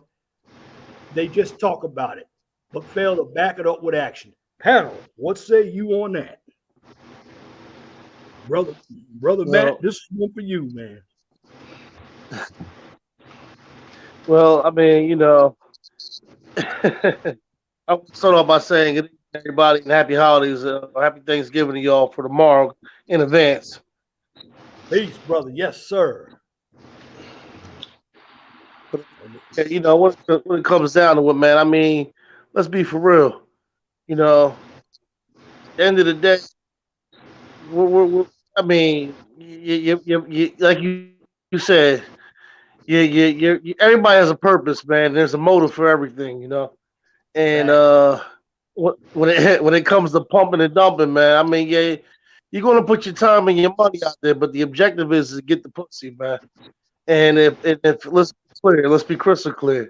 If a bitch ain't trying to give you no play or no time, then I mean, then there's no need to even entertain her, because let's be real, man.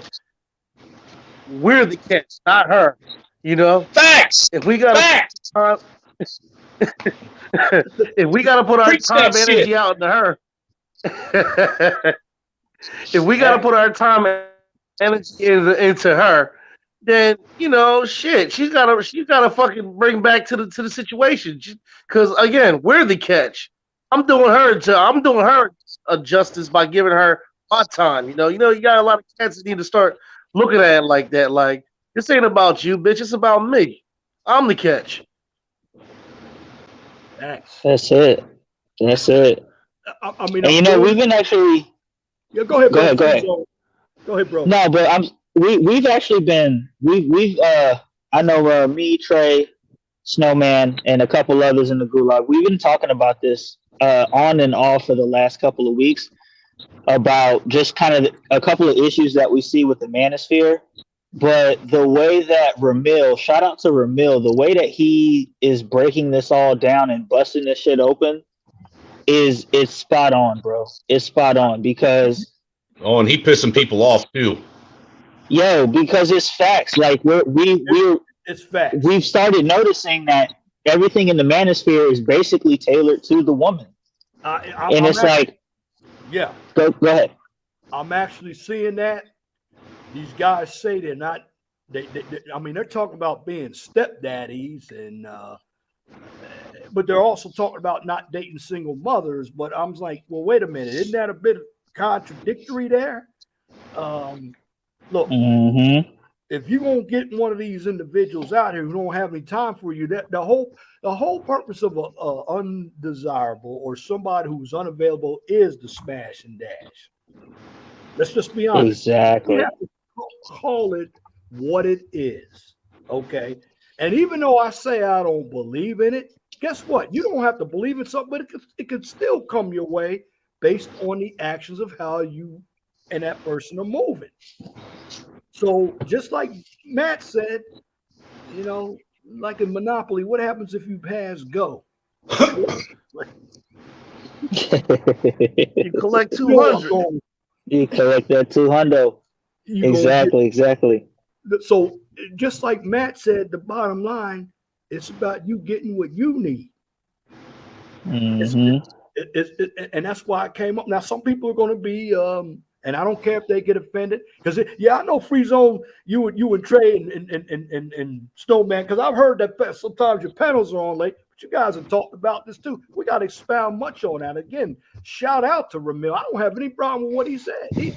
Nah, man. I mean, you know, me and Ramil, you know, because everybody knows me. You know, I'm like a crazy extremist. You know, right wing, freaking daggone red. I'm right wing red pill.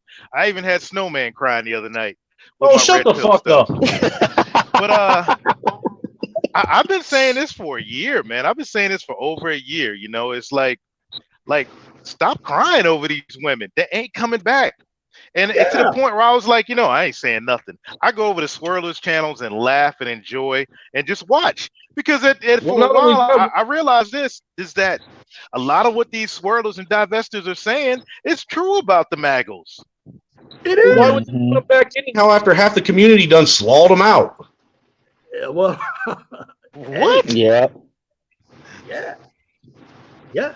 Yeah. They it's like, and I'm gonna tell you the moment that kind of put that on notice when KS did his interview with Brittany Renner. I think that shifted a lot of stuff in the manosphere, because you can actually look at the numbers. If you look at his number of views before he did that interview, his number of interviews. So the way it looks like is the views before were very high, and then the actual interview was hella high. I think it was like 700,000 views or something like that. And then all his interviews after that dropped down to like 200,000, whereas before they were like 300,000-400,000. Yeah. So I think that interview did something in the manosphere where people was looking at this like, hold on, wait a minute, what the fuck?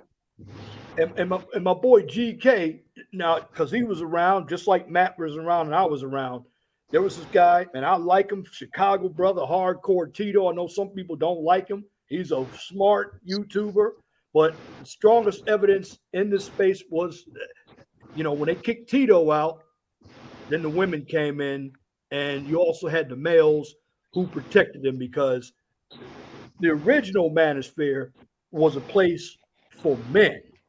Right. We don't see you remember that, Matt? You remember that? We were all part of it. And then yeah, I remember when the Manosphere and the MGTOW movement was all about, men, and the only women that were in there were women that were trying to help support men. Yeah. Yeah. And then they pushed out people like Jessica X and people like that I guess because they had the voice. It was like, oh, these women will listen to these women. It's like, yo, they're not going to listen. They haven't listened since the 60s. They're not listening. They don't care. But look, you could see it happening because it started on Facebook first with a lot of these fathers' rights groups they used to have on Facebook. Yeah. They ended up first, they let women onto the pages that supported, and then these women came on and then basically took them over. And put their own. Right. I said that with one of my rules, Angry Snowman. When you allow them in the space, utilizing our talking points, then what happens? They're going to put this womanist point of view on, and this moves me to number 23. Always do what you want if you're spending money on meetings and dates. Remember, she has no voice if she isn't contributing. Spend as little as possible because it's your money, and you know what you're there for. So, got a lot of guys up here tricking. Yeah, facts, man. Like Red Pill 101. And, I got to dip up here pretty soon, but I just wanted to put this out as far as what we were talking about before y'all were just talking about. I did like last year couple little interviews with like some divestors and sisters that were married to like Proud Boys or other, dudes who weren't, of the highly melanated flavor. And some common things came up in those interviews. Number one, they were like, black men are a little too soft. I don't think they'll protect me. They want to go 50-50. I don't mind going 50-50, but that's their, default. 50-50. I don't think they'll provide. They're not tough enough. And the biggest one was this. They're afraid to put me in my place. And black man is she dealing with? What black man is she dealing with? Because I check a bitch real quick, man. I jerk a bitch king, man. I ain't got no problem telling the wife when she fucked up. That is y'all. That is not the freaking Maggosphere. Remember, about 80% of brothers right now will line up and bend over and do whatever Keish say. And then you got a little about, and that other 20%, it's made up. I mean, it's a straight up fact that, if you look at the numbers, that's the way brothers are. And these women, if you straight up listen to the divestor message, I know it sounds weird, but it sounds exactly like SYSBM in reverse. You know it does. Yeah. I've actually heard it, and that moves on to number 24. As a man looking for a smash and dash relationship, answer the phone on your terms because you are busy with your own life. Women don't answer their phones when they're busy, and that's a fact. When they got something going on, go ahead, brother man. Man, it's all about disciplining and training them how you want them to be, man. You gotta in order to get a bitch in line and make them understand who you are and what comes with you, you gotta fucking give them some cold hard shit, man. And part of that is balancing them out. If you don't answer the phone, then you don't answer the phone. And if she fucking bitches about it, you tell her straight out, yo, this is what it is. You don't like it? Step. This is who the fuck I am, man. You know, dude, that's my wife still telling you I never answer the phone for her. Never answer a phone call or a text message. I wait for her to get home or me to get home. That's And it. yeah, it's all about setting that order, man. You got to set that fucking order, man. You got to mold your bitch and how you want them to be for you. You know what I mean? Right. It's like I think it was Celine that mentioned earlier. You know that it takes a woman to show a woman how to be a woman, but it takes a man to show that woman how to be his woman. Yeah, true. Hell yeah. Yo, I won't even go that far. I'll say, you know what? Without a father, man, that woman ain't telling that other chick shit. If a woman is telling a woman what to do, like a single mom, without a father to back it up and say and give his blessing, it's whatever. Because that woman is gonna put a feminist spin on it. You know, unless it's like, and this is where you get those Latinas or Eastern European girls that got that abuela, that Walita, that grandmother, or them old aunties that got that silent or, greatest generation influence. And those women will come in and lay the hammer. But women with that whole feminist influence, fourth generation, third, no, can't do it. I don't trust them. Yeah. And that goes straight I got the dinner ready, motherfucker. I cooked it and I ate it. Yeah, now we're talking about basically Generation X and let's say late baby boomers on down, because they're the ones who were in the third and fourth wave of feminism. Yeah, man. Because I tell you, man, because you see a lot of like women, silent generation and greatest generation women, they had that influence because they had no other choice. Either through, when actual segregation was real, or Jim Crow or war veterans, dudes were dying in wars, and when everybody was really broke, living, everybody was struggling out here. They had to step up and do it. They didn't have no feminism to back them up. So those women, they're tough as nails. You talk to some of these women that are 80 years old and up, man, them women will set a freaking young chick straight in a heartbeat. In a heartbeat. Well, that's what kills me, Trey, is that whole, the whole pro-black and black first mantra, that they'll sit and they'll bitch and complain about, the whole Jim Crow era and segregation and this, that, and the other, while they're literally trying to resegregate themselves and do all the exact same things that they bitch about. Yeah. But the problem is that the women aren't coming along with them. The women are saying they are, but they really aren't. No, they're not. No, they're leading from behind. Well, as simple as that. These black women created these soft dudes, and shout out to GK for bringing that out. And Celine says, my mom's commands never intimidated me. It was always my dad's sternness that set me right, because men naturally give authority. Facts. What do you all say about that? And not only do they give authority, they also give, with that authority comes structure. And I don't like women that can't really give structure like that. I'm sure they probably could, but it's not going to be as on point as when a man do it. It doesn't even compare, So that's why that statement is there, where the women create the soft dudes they speak about. Well, here's another thing, Free Zone. They're not going to be taken seriously. And this is what I learned from being the red pill, number 25. Be direct with her by telling her you're looking to smash and dash / hook up, or even you have yourself together or working to improve your life mentally, financially, and psychologically. If you don't, these women will kill your dreams by having you cater to them with your resources. In other words, you tell her why you're there, and you tell her what you're doing right now. Go ahead, Brother Trey. No, I'm just saying you can ask Trey and Free Zone. They've heard me tell motherfuckers this before. That what you just said, straight up. I've heard you say that. You know, and the truth be told, I'm gonna be honest with. I used to be one of them dudes that would, lie to a bitch just to try and get what I wanted. And I found out, as I got older, that it was a whole lot easier to get what you wanted when you just straight up. Actually, the chances of you being able to just hit it and bounce out was a lot more likely and less chance of you getting tied up into some bullshit you didn't want to get tied up into. And I know when you lie about it, there's always a chance you get caught. And I learned, hey, look, this is what it is. And shout out to Anna Rodriguez. Thank you for coming on to the panel. And Celine also says, my grandma was born in 1935.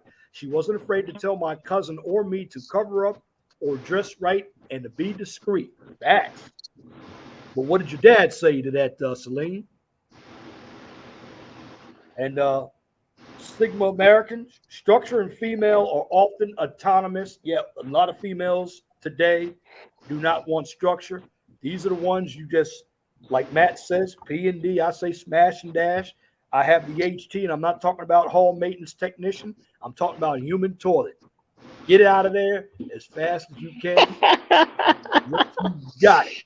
That's it. Pimps up, hoes down, baby. Pimps up, hoes down.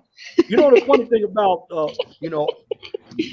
I'm just being honest. A lot of your Gen Xers now, people like me and Trey and Brother Snowman, we don't have to believe in it, but we know it's happening, but we're not afraid to say it. How many guys are really talking about this on YouTube?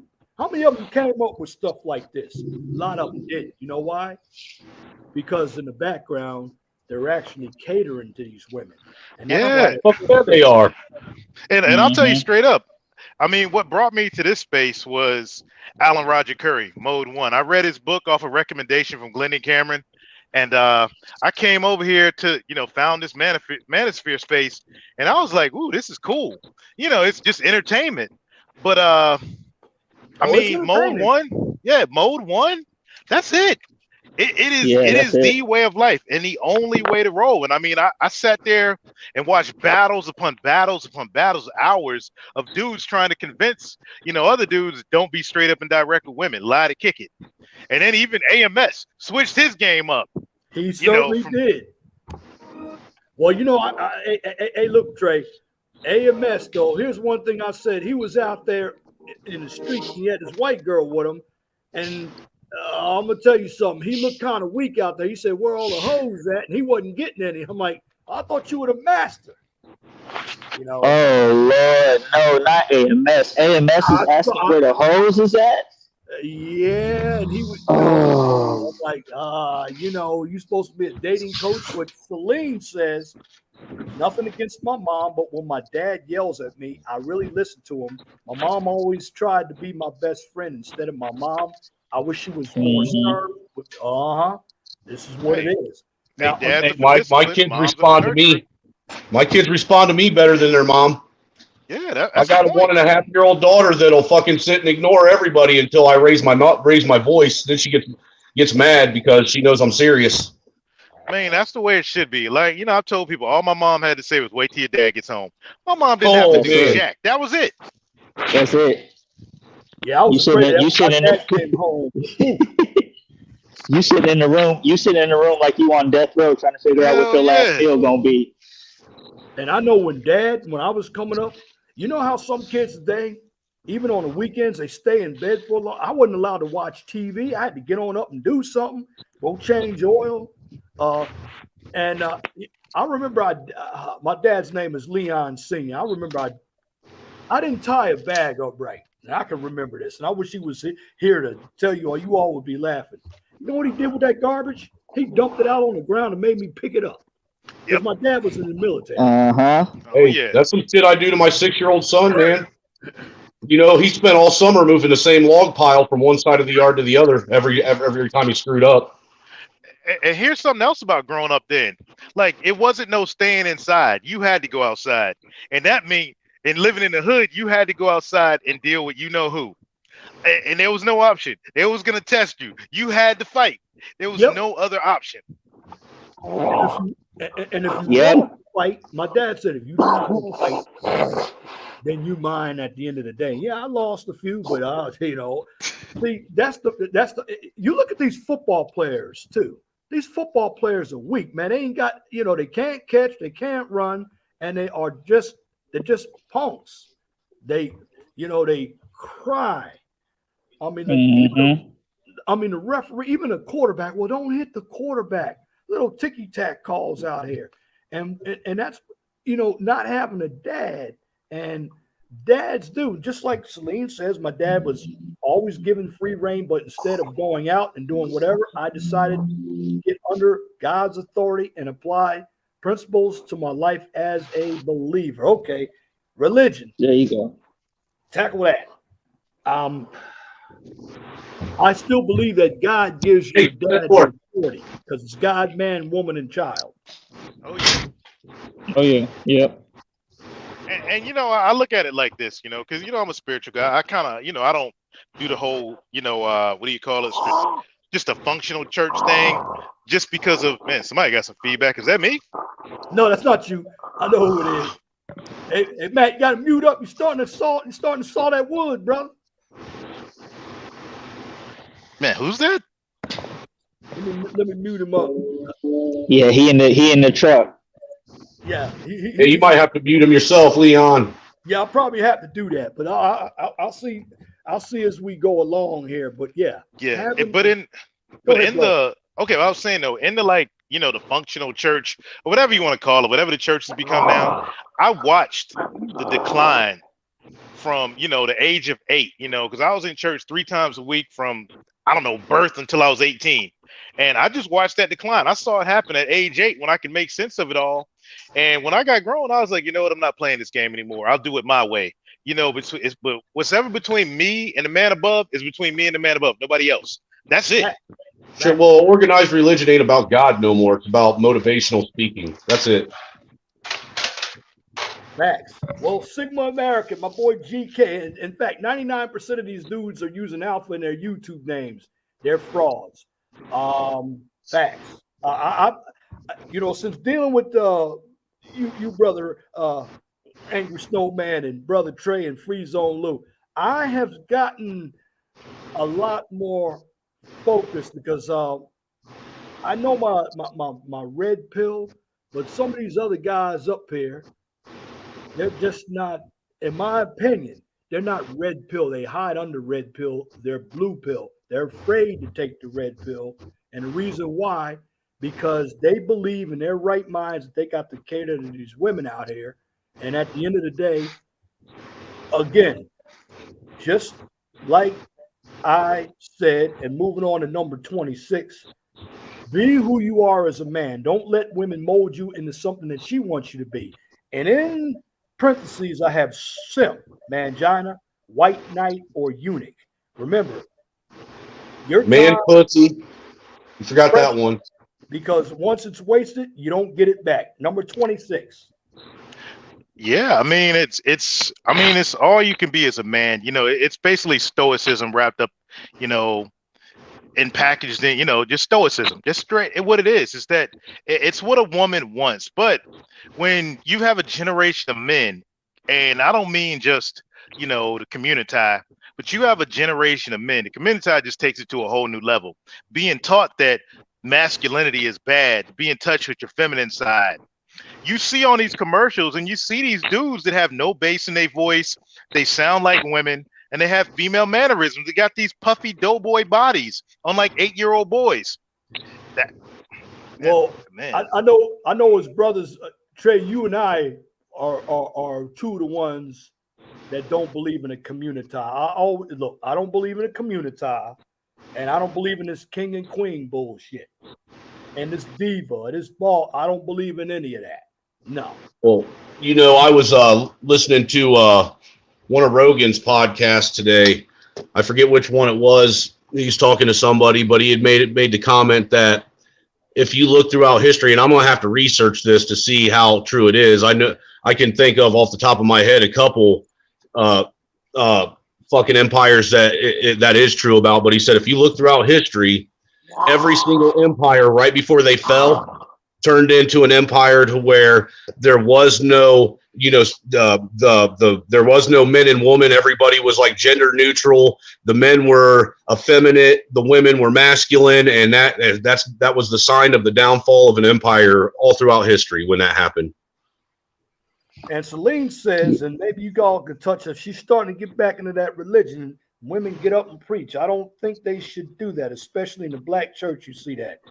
Well, Celine in the black church, they're all phony because just what? Let me tell you something about these black women in church. They just as freaky as anybody else out there. They hide behind that religion and they tell the wrong guy that. But if you straight up with them, you're gonna blow a gas. You're gonna get to blow a gasket as well if you're a guy. And you guys can, know where I'm going with this. Mm-hmm. Preacher's daughter. Yeah. And I've even noticed, like, even when I was a kid going to church, because I was the same way. I went to church damn near every night. You know what I'm saying? Like, if like my dad was a deacon and my mom, taught the kids. So and she was a prayer warrior. So that's church damn near every single night. And I just noticed, I'm like, man, the women are getting a lot more vocal in church. And it's just, women aren't even supposed to be preaching to men. They're not even, dude. What happened to women should be silent in church. Like, I think that's one of the women will get back to being silent. But at the same time, and I'll say this, they're not going to change. Like, all of this isn't going to change unless men actually make women change. It's as simple as that. My boy GK, he added something more to my number 26 here. Women dry up and lose interest in men after they change him. Men need to remain the man he who was attracted to her in the first place. Oh, in other words, when you mold him, he changes. So what men need to do, they need to maintain the type of man they were that she was attracted to. That's a fact. Mm-hmm. Men aren't supposed to change for women. Women are supposed to change for men. Now, Celine says there's good King James Version fire-breathing Baptist preaching. I like guys like Steven Anderson, and there's another preacher named Roger Jimenez. He's very good too, which I don't even know who any of these guys are because let me ask you all another question. When was the last time you all ever been to church? I mean, for me to actually sit in the service and actually pay some tithes, it's been, we're in 2021, 1989 for me. So it's about 32 years. What about you all? About a decade for me. A little over a decade. Wow. Yeah, me and my lady decided that we need to get in touch with our spiritual roots. So we went back to a church probably about 4 years ago. We walked into church and like 5 minutes in, the preacher was like, if you're happy and you know it, clap your hands. If you're happy and you know it, clap your hands. And we walked smooth out the church. Ain't been back since. Last time I was in church was probably 15, 20 years ago. Gee, just as bad as, and guess what? Well, the church that we were going to, me and my ex that I have my two younger kids with, or older kids with, she convinced basically she convinced everybody I was fucking crazy or some shit. I don't know. But the pastor in there we went to the pastor of the church for relationship counseling, and his counseling was trying to convince her to leave me. And I was like, yeah, I've had enough of this shit. Yeah, you don't go back. See, and I said this because, and just like Celine says, a lot of these BWs are single mothers too in the church, having sex outside of marriage, no shame. And that goes by the point. I said these church women, hey, look, you can smash and dash these church women. You can. You just got to be straight up with it. You can do it. My problem with a lot of these churchgoers, quote unquote Christians, is if they really believed in the doctrine they claim to believe in, they wouldn't be so judgmental on everybody. what are hypocrites? They're definitely hypocrites. They don't believe in that bullshit that they're talking. They just want to use it as a scapegoat so you don't come around them and tell them what you really want. But in the end of the day, you be who you are. They're going to get wet. Throw a little Barry White on them with that deep voice. They're going to get wet. And next thing you know, you're going to have them in the woods or in the car or even in the boiler room, smashing and dashing. Because that's what the object is with these so-called, the ones who are feminists, the ones who are liberals, the ones who are busy. That is your whole job. Blow a gasket. And Celine says women are supposed to be silent in the church. The men should only have church leadership.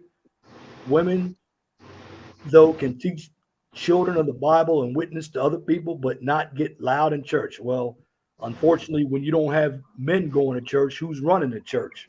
The women are running the church. Mm-hmm. And it's also, she says, it's kind of funny because black women, I've noticed, are all about theatrics. Yes, they are. Falling out and shit. And they need to be the center of attention. Not all the times, but if something, she's observed a lot. Well, a number of them, they do want to be seen because they are insecure. They talk like they have strength, but that strength is a weakness. It's a defense mechanism. And shout out to David Olerking from Doylestown, PA, which I know exactly where Doylestown, PA is. But yes. I mean, yeah, man. Like, matter of fact, we were on Trey's panel a couple the same day that Kyle got off. We were on a panel, and he played a video that's all too familiar to me of just women and men just Holy Ghost dancing in church. Oh God, ridiculous. Is that video still absolutely ridiculous? Oh yeah, it's up there. It's up there. Oh, you mean the Millie Rock? Yeah, the Millie, the Millie Rock. Yeah. Hey, yeah, man. He muted them. He took a video of them dancing in church. You know when they do the praise breakout. You know how that goes. Yeah, and I've seen it. And he muted it and played Millie Rock. And you literally, I mean, you couldn't tell the difference. You want me to play it real quick? I'd have to Yes, get on please. my computer. Yeah, share it with everyone. You catch a copyright claim, but I'll go. Let me go on my laptop and my desktop. I'll yell. And find it. I'll yell. Fair use. Fair use. This is not a video for monetization. Fair use, motherfuckers. Let me go. It was on the Kyle Rittenhouse day. That was the day I did it. Yeah, you dropped something. Yeah. Yeah, it was the day you had me all up in my feelings. No, that was the day after. Oh, okay. I get on stage. You say something stupid to get me in my feelings daily. This was the exact video that we were watching where they told Kyle he was not guilty. I think it was like a 4-hour stream. But it's endlessly entertaining, and people were on that shit like, man, you going to hell. It's like, yo, do you not see this shit that's happening? These folks is going to hell. Like, what do you mean? It looked like a damn exorcism. It looked like it looked like You Got Served, church edition. Anybody help me with a timestamp? I got the ticker right at the bottom of my video. Fair use. Fair use. This video is not being used for monetization. Damn, I'm looking. When did I do that? Like, anybody got the timestamp on it? It was probably like halfway through. I don't remember the exact time. GK says her Christianity is about to be the final straw as to why I probably end up leaving my main chick of 4 years. Well, good God. Oh, snap. I got it. Fair use. Oh, no, I got to switch over to the computer. Give me a second. Okay. Celine says they be twerking on Saturday, and then on Sunday they be at church praising the Lord. Yeah. Fact. Yeah, man. They at least have the common decency to wipe the nut off their face before they go into church. So I guess that's appropriate. Damn. We're strong in the box. Going hard, Lou. Hey, We gotta. I'm just telling. Look, bro, it's 2022. It's 2021. It's gonna be 2022. We ain't got time to be playing and bullshit, bro. It's time to bark on these dumbasses for the stupid shit that they do. Hey, you'll see Kyle Wick in the back. And Celine says, I did some videos on other women who are believers that act so unruly. It taints the image of believers so much. It's nothing more disgusting to use God to justify your behavior. Facts.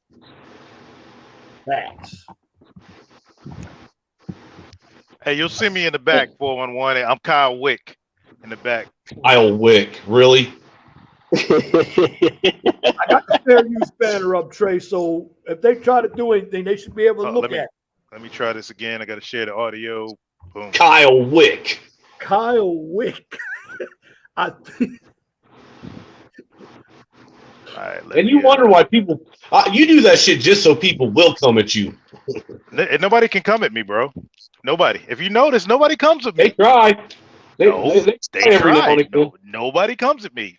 If you do, like, that's why I back people into moral corners and like logical fallacies. Anytime they do, you see, man, I'm not ever caught up. Yeah, look, dude, I've been taking notes from you and David. How you guys do, man? I've been utilizing some of your guys' debate tactics, and it works well. It works every time, bro. All right, you got it, people on. I got it. Now how do I put it out there? You just click on my video. There you go. All right, now let me get to it. Oh, okay. So I'll play it. This is what we started on. I was talking about this lady right here. These ritual things. Oh, the one that fell out in the Holy Spirit of oppression? Yeah. So you got to watch it right here. These folks acting like Trump when he got elected. I went back. Okay. Yeah. So you watch old girl right here. Had the fake seizure and everything. She took it the whole mile. Oh, the black girl in the red hat? I'm a monolith. I'm a monolith. Okay. Hey, Snowman, let everybody hear. She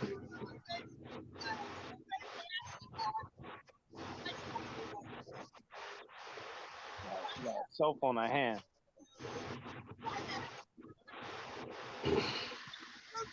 Here you go. Ah!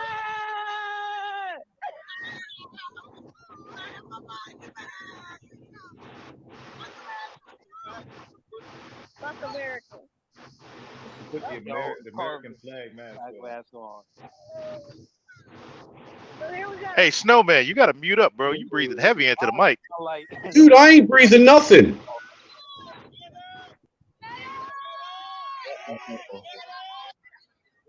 The missus is saying that that's a fake seizure because me too.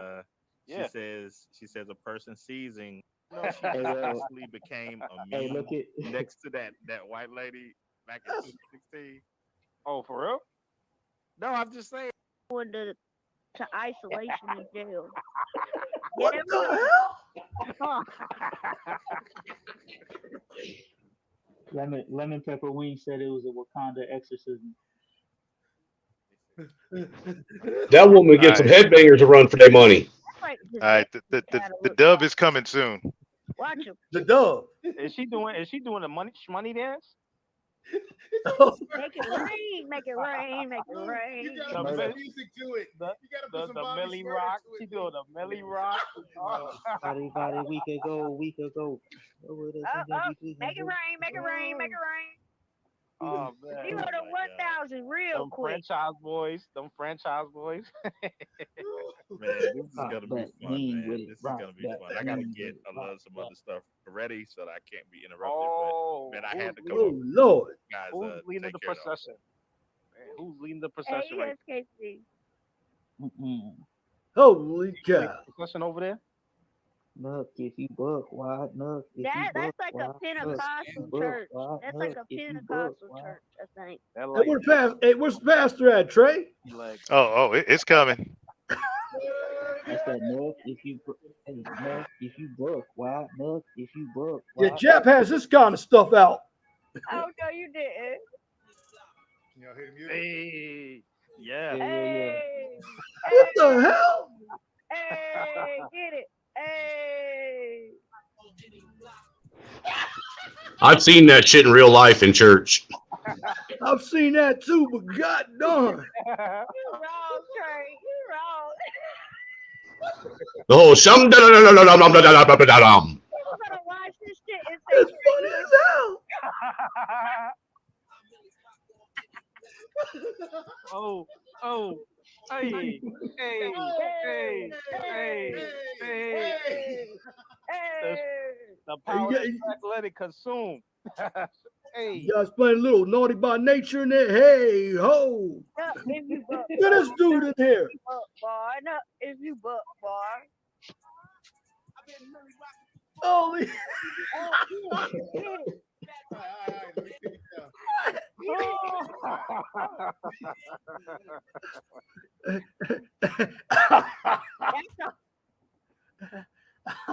Woo! Yo, that I'm gonna tell you what I saw in there. You can get some serious headbanger out of that, boy.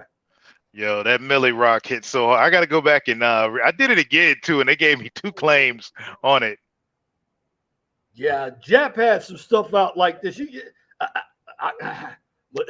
but yeah. hey, Trey, I'm gonna be laughing at that one, boy. Hey, I'm gonna tell you what. 1 hour and 22 minutes, y'all, is the timestamp. 1 hour and 22 minutes. If anybody wants to, the old MTV show Headbangers Ball. Man, it ain't got shit on them fools that were headbanging in that church. Hey, but one thing you said, Snowman, about triggering folks. When I was on Art Nostal's panel, I went up there, with the Kyle Witt avatar. And dude jumped on, we're talking about advertising and stuff like that. We were just talking off random about advertising, hitting them emotional triggers. And this dude jumps on the panel. See, man, you was talking about advertising and all that. And look what you got up here. Look what you got. You got an avatar, Kyle Wick. I was like, it worked though, didn't it?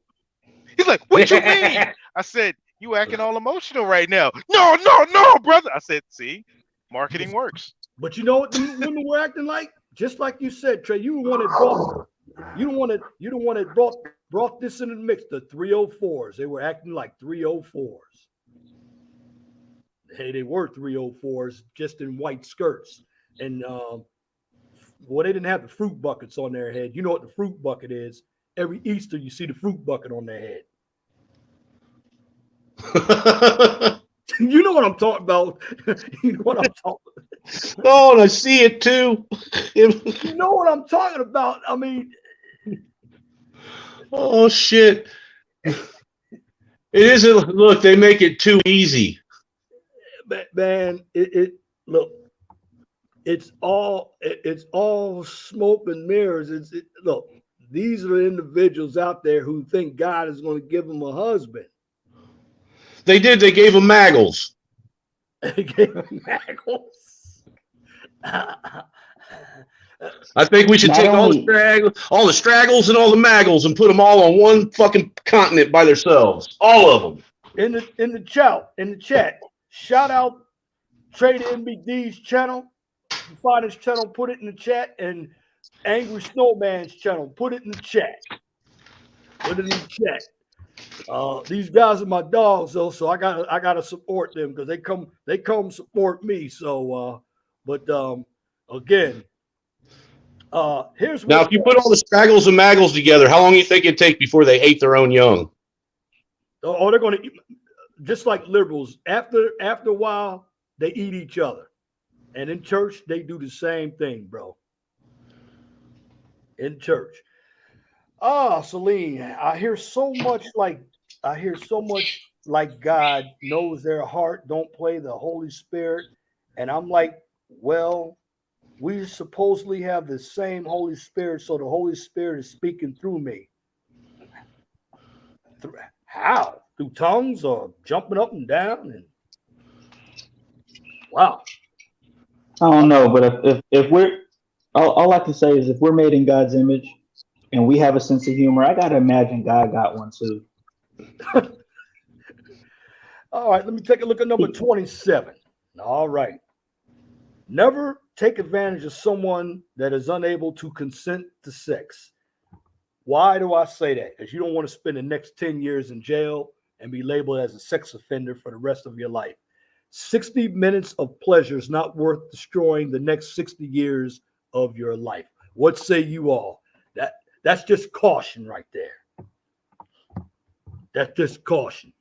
In other words, you got some individuals that say one thing and do the other. When you want to go hit it, you try to hit it, and they'll tell you no, even if they really want it. But then if you touch them, they're going to say, well, even if you don't penetrate, they'll say you touched them, and then they'll find a way to put you in jail through people like Gloria Allred. Look what happened to Bill Cosby.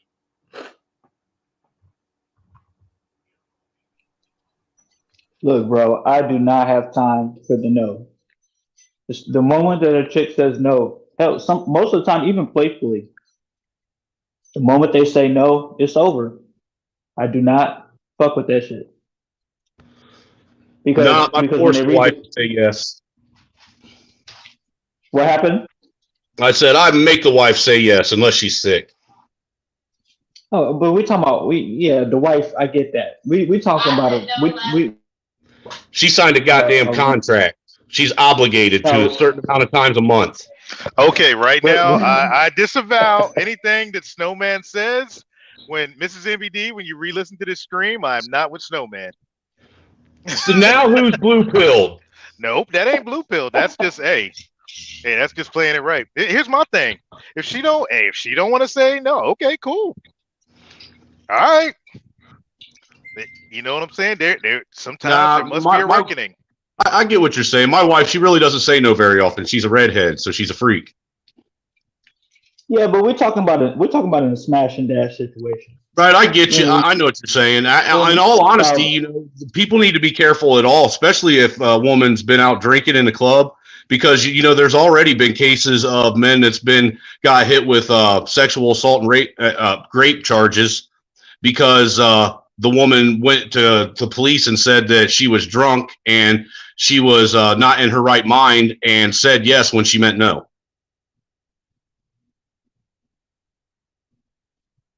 That's a good point because I heard, and shout out to Minister Japp, he had mentioned something like that.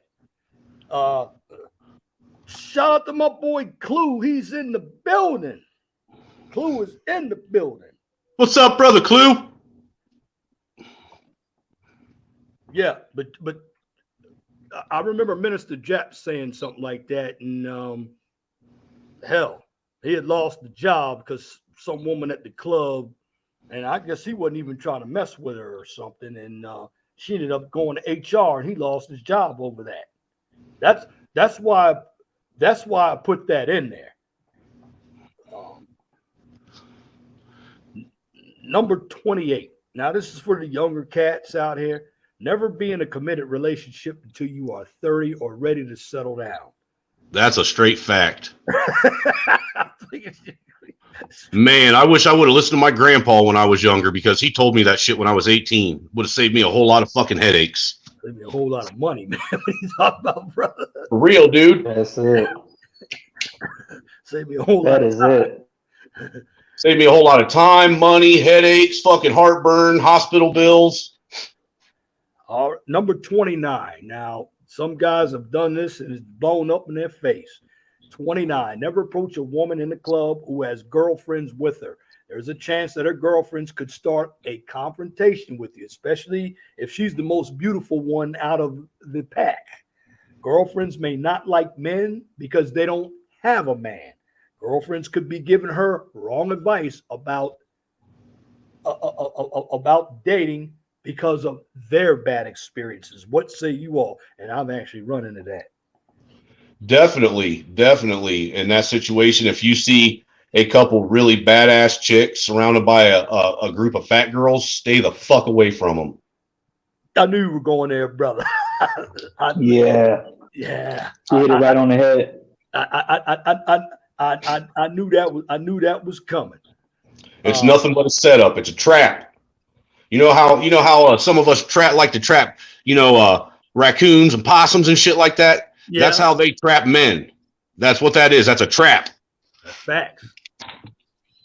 facts. Mm-hmm.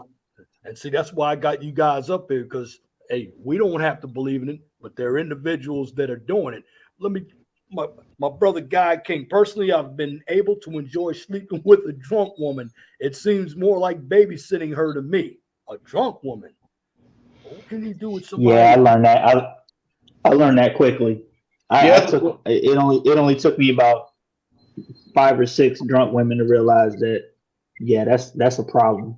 I like the wife when she's like had maybe 2 or 3 glasses of wine, because she's at that point where she's, frisky as fuck and down to do weird shit, but not so drunk that you got a fucking babysitter as somebody. Yeah, once she's totally inebriated, man, you just got to get her out of there, man. You got to get out. I tend to favor the drink then fuck then drink some more type of pattern. Guy King, my brother Guy King says, continued on number 28. I got to make sure I add that. Make sure she's at least younger than you if it's going to be a committed, serious relationship. Fact. And he says 7 years younger. and brother Clue says, I prefer drinking after sex if we were married. That's facts. See, I don't drink at all, man. I prefer to smoke a doobie before we go play around in the bedroom. Let's go, Trader. Yes. Hey, if you do that though, man, don't you get the munchies? You get hungry, man. Yeah, it makes it where you're all down on that vagina, fucking chewing the shit out of it, bro.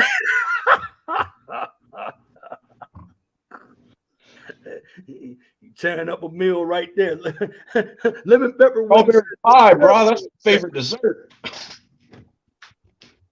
Yeah, well, I hear you. And here's something I always tell guys too. And this is smashing and dashing. And I brought that up because let's just be honest, we've all done it. I've done it. Even though I don't believe in it, hell, I've done it. Okay. It's actually sometimes that's what you got to do, man. It's like, it's like you driving down the road and you got to take a piss, right? Sometimes with a woman, you just gotta, when your balls finesse it. Big, you just gotta let everything go. And these types of women are used for recreation. And we're all about, and this is why I tell all these guys, particularly in the manosphere, yeah, they talk about not dating single mothers, but they want to marry. Look, single mothers, look, those types of women, even the tattooed up ones, all I want to do is just put my dick down their throat and just do what I need to do after that and get it in some of that wet hole. As long as I don't get them pregnant. That's it. That's what they're for. Period. Exclamation point. And guys, never discuss your salary. And I'm talking about how much you make, because it's none of our business. Men aren't going to ask you or ask her what she makes if he's looking to smash and dash. Most men don't look at women to lift them up financially. In this situation, you're looking to do 2 things: smash and dash. So, and if you can't get that bitch to pay for your dinner, get the hell up out of there. Yep. Well, see if you can get something first, man. See that? Look, don't see if you can get something. No hell. See if you can't get some dinner and a PlayStation 4 out that shit.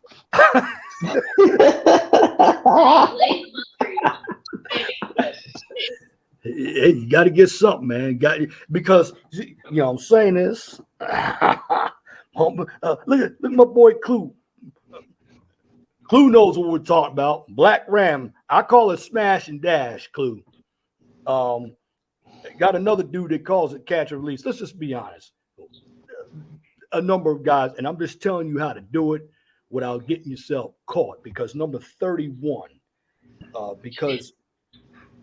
And I want to tell you all, you all know this shit anyway, okay? It's just a review, but some guys don't know it. All you guys watching in the clouds, do not become the side piece or the friend or in the friend zone, because you're going to be the tricker, and she's going to be using that money to trick on somebody like us, who's going to be very bold about how we come out, letting her know that we want to smash and dash. And I say this because today's women like to keep guys on the side as they continue to keep their options open. The same way they do it, you have a bullpen. Why? Because she's looking to build her bullpen full of guys to take care of her needs. Well, I say this: sometimes if you're looking to smash and dash, you might need a relief pitcher. You guys ever watch baseball? That starting pitcher can't go, let's say past 3 innings, and they're totally getting clobbered. Well, sometimes that's what happens with women. You got to tap that hand and go get another one if you want to smash and dash. Well, honestly, too, I've always been a firm believer of, the rules for dating, and the morals that go along with it are different than that when you're married. It's the totally different set of rules that you're playing with. Yeah, but see, this ain't dating. This is for undesirables that you wouldn't even consider. They're not even on your lane, but well, you got to understand, most of these people that you're addressing for this, these undesirables, they would try and date them too, and even though we're trying to tell them not to. That's a damn good point. You know what? I hate to say that he's taking a lot of blow, but Ramil is right about that. These guys would actually, yeah. In other words, what I'm whereas me, I'm trying to get dinner, a PlayStation 5, maybe a new Xbox, and possibly her car, and then I'm bouncing. You got to be savage. You do have to be a savage. And yeah, you definitely do. I do got to drop off, but I do got to drop off, but I do want to leave with this. Yeah, go ahead. The most valuable thing, the most valuable thing that you have is your time, and nobody's going to care about your time as much as you. And women will take your time and not give a fuck about it. So you have to be selfish with your time. It's the greatest asset that you have. That's right. And we all have the same amount of time. He's telling the truth too there. That's facts. Your time's so important that there's women that'll literally try and they'll go to the extremes of taking your time to where they'll try and cause you to lose your job and shit so they can have your time. Hey, shout out to Lemon Pepper Wings. I knew 401 had the pimp. Well, hey, I'm just telling you, hey, guys out here doing it. A number of women are putting themselves out there. So, take advantage of it if you can. If recreate. The type of women that I'm talking about here are not what it's recreation. Sometimes you got to have that record. You know what I'm talking about, brother Snowman. Blue, quit acting like you ain't never taken one for the team. We've all taken one for the team. It's okay. Hey. You're just supposed to take it for the team, not move in with the bitch. Facts. Because number 32, you're going to agree with this. Do not buy her a gift. If you're just dating her, I shouldn't even say dating her. That's the wrong word. If you're looking to smash and dash, gifts are for women who are in serious relationships. She isn't going to buy you a gift unless you commit to her. And who's going to commit to what does Trey say? Who's going to commit to these strags? Smash and dash, human toilet material. Period. No ifs, ands, or buts. Don't get me started. I can name names. No, don't put them out on my channel. Don't do that. I won't do that to you. I'll do that on my channel. I'm calling all you motherfuckers out. Hey, when you get your chat up, let me be on that. Let me know when you get that chat up and expand on some of this. And what we're going to do, I got one more rule to read on this, and we're going to have to go back because you got me thinking about that infrastructure bill, bro. Yeah, it's horrible. Number 33. If she gives you ultimatums, run as fast as you can and find another woman. In the smash and dash situation, it's not about her. It's about you. She is going to think about you with the same perspective. Usually when a woman gives you ultimatums, it's something that you don't want to do, such as commit to her on her terms. In other words, you don't do anything on her terms. You're there for one purpose. Smash and dash. That's it. And some of them will act like they want to be, and some of them are single mother. And I know you want to blow a wide open, brother Snowman. There's a number of guys who are dating these single mothers. Don't you believe that, don't you? Because I believe it. What? That there's a bunch of them over there that say they don't date single moms that actually are. We already know it. Oh yeah, absolutely. The way they cape for these motherfuckers, there's no way you're going to convince me otherwise. Otherwise, it wouldn't be so hard. You know, they're doing it, and I already know one dating coach who's doing it too, Steve the Dean. I didn't mean. See, me as even as a father and having kids, man, that was one thing. I tried dating a single mom one time, and I couldn't do it.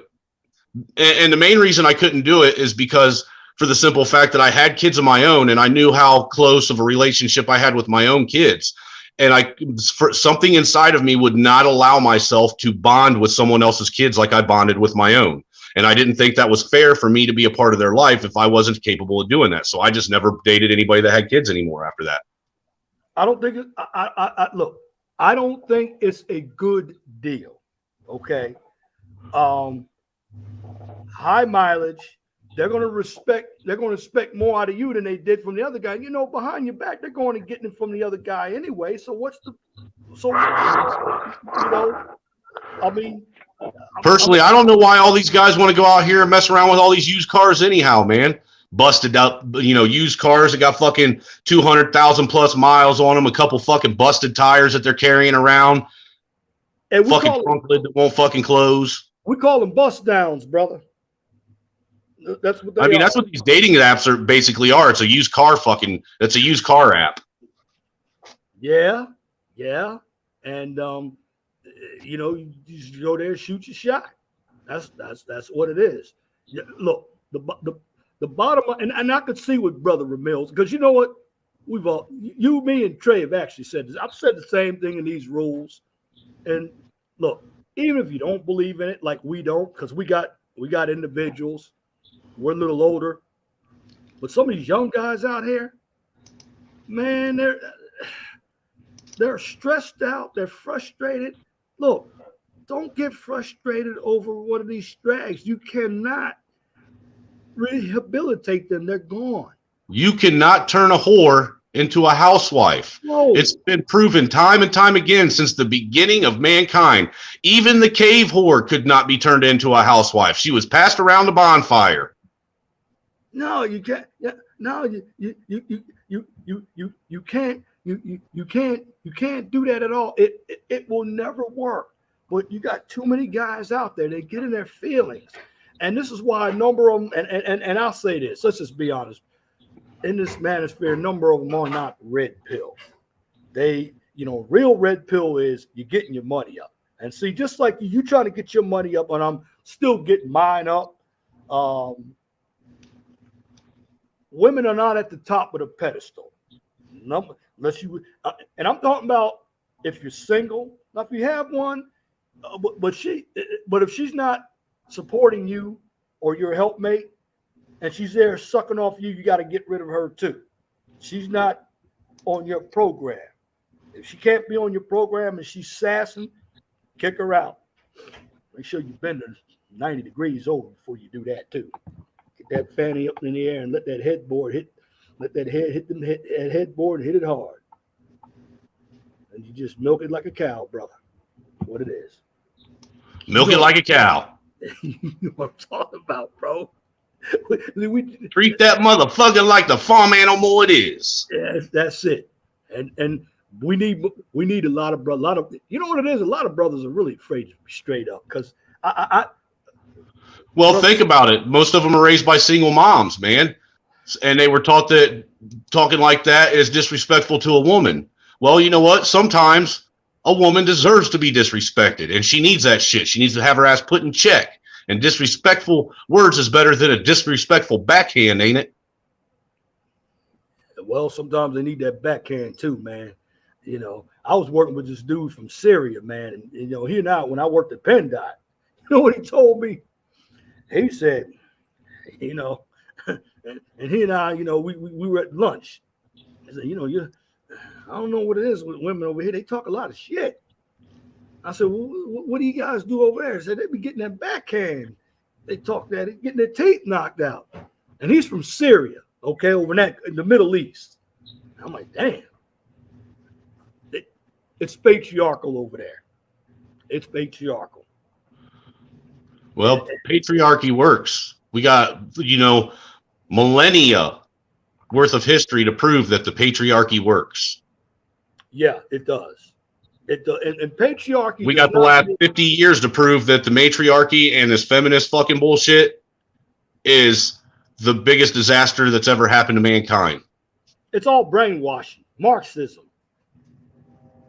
And I mean, it is, man. Think about it. What's the easiest way to fucking take over a country? Let's convince all these dumbass men to let the women run the country, because then we can overrun them women because they're stupid and they think with emotion instead of logic. And I mean that with the utmost respect to all you women out there that just got pissed off that I said they're stupid.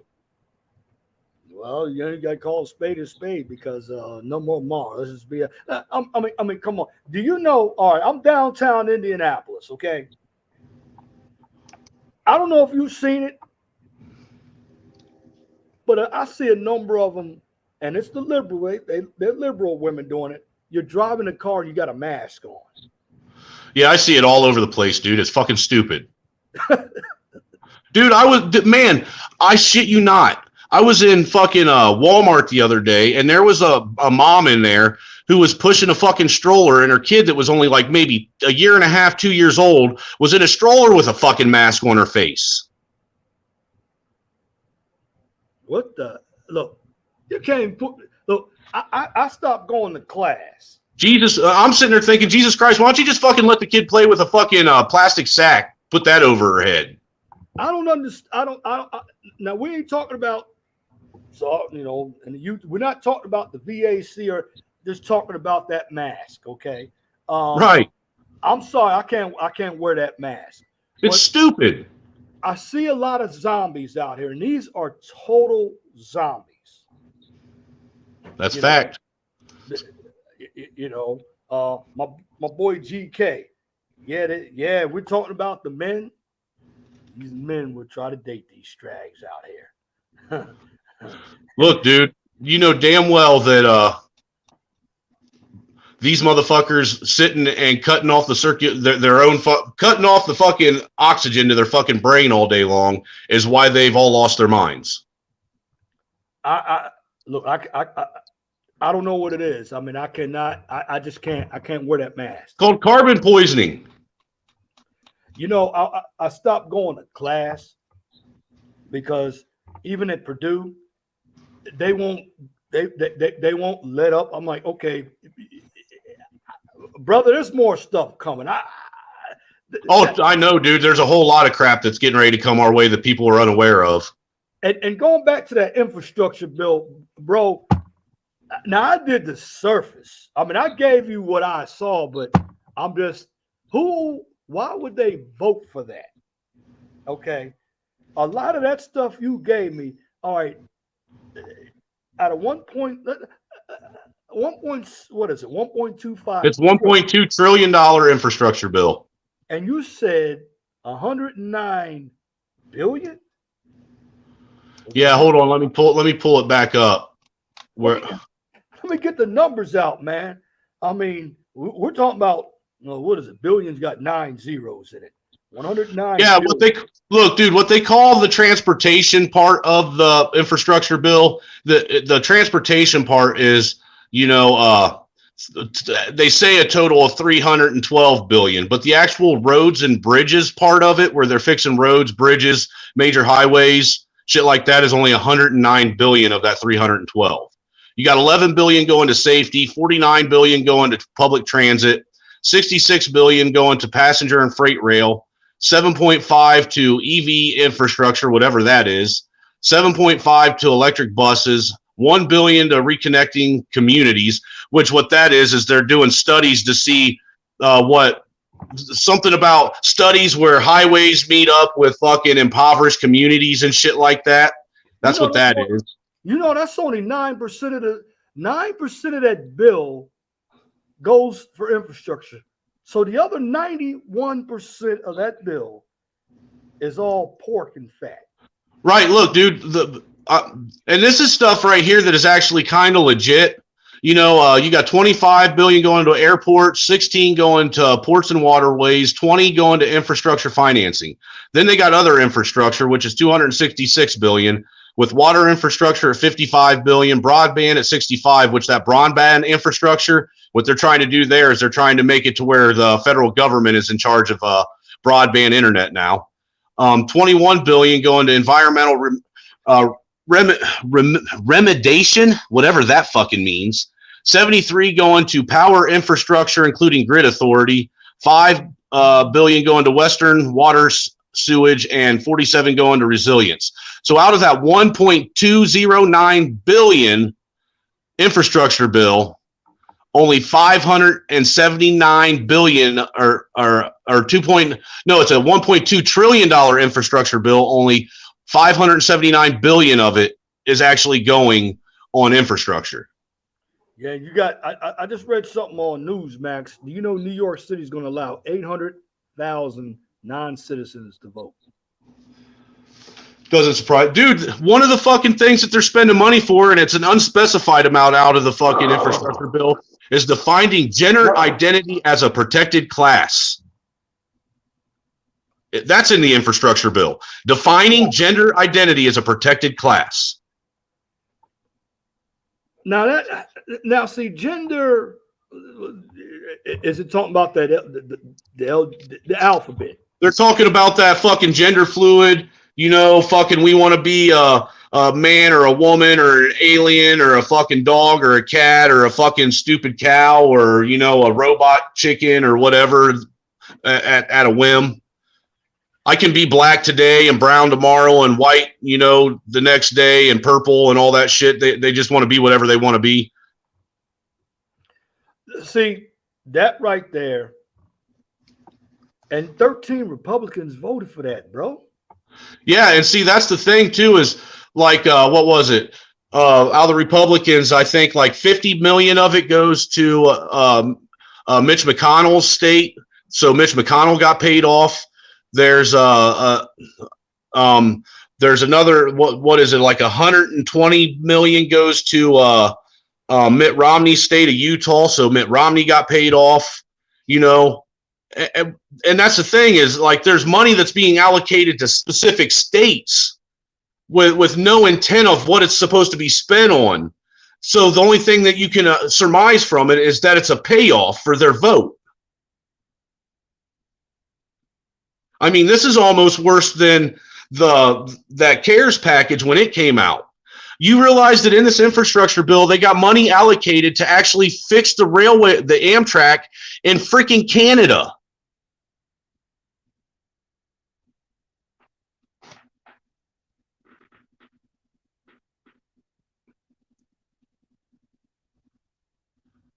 You're muted. I can't hear you. Canada is a socialist country. So they got, yeah. You know. Well, my question is why are we even taking American tax dollars that are supposed to go to America's infrastructure and using that for any other country's infrastructure? You know what I believe? I believe that some of this money is going out to, let's just be honest, how many of these politicians out here have buddies? How many of these politicians have buddies? Right. Well, what was it? Somebody had mentioned, and it is true, there's 500 million going to repurpose a fucking park in Nancy Pelosi's district that she represents. I heard that too. And I also heard that she was looking at a $25 million house in Florida.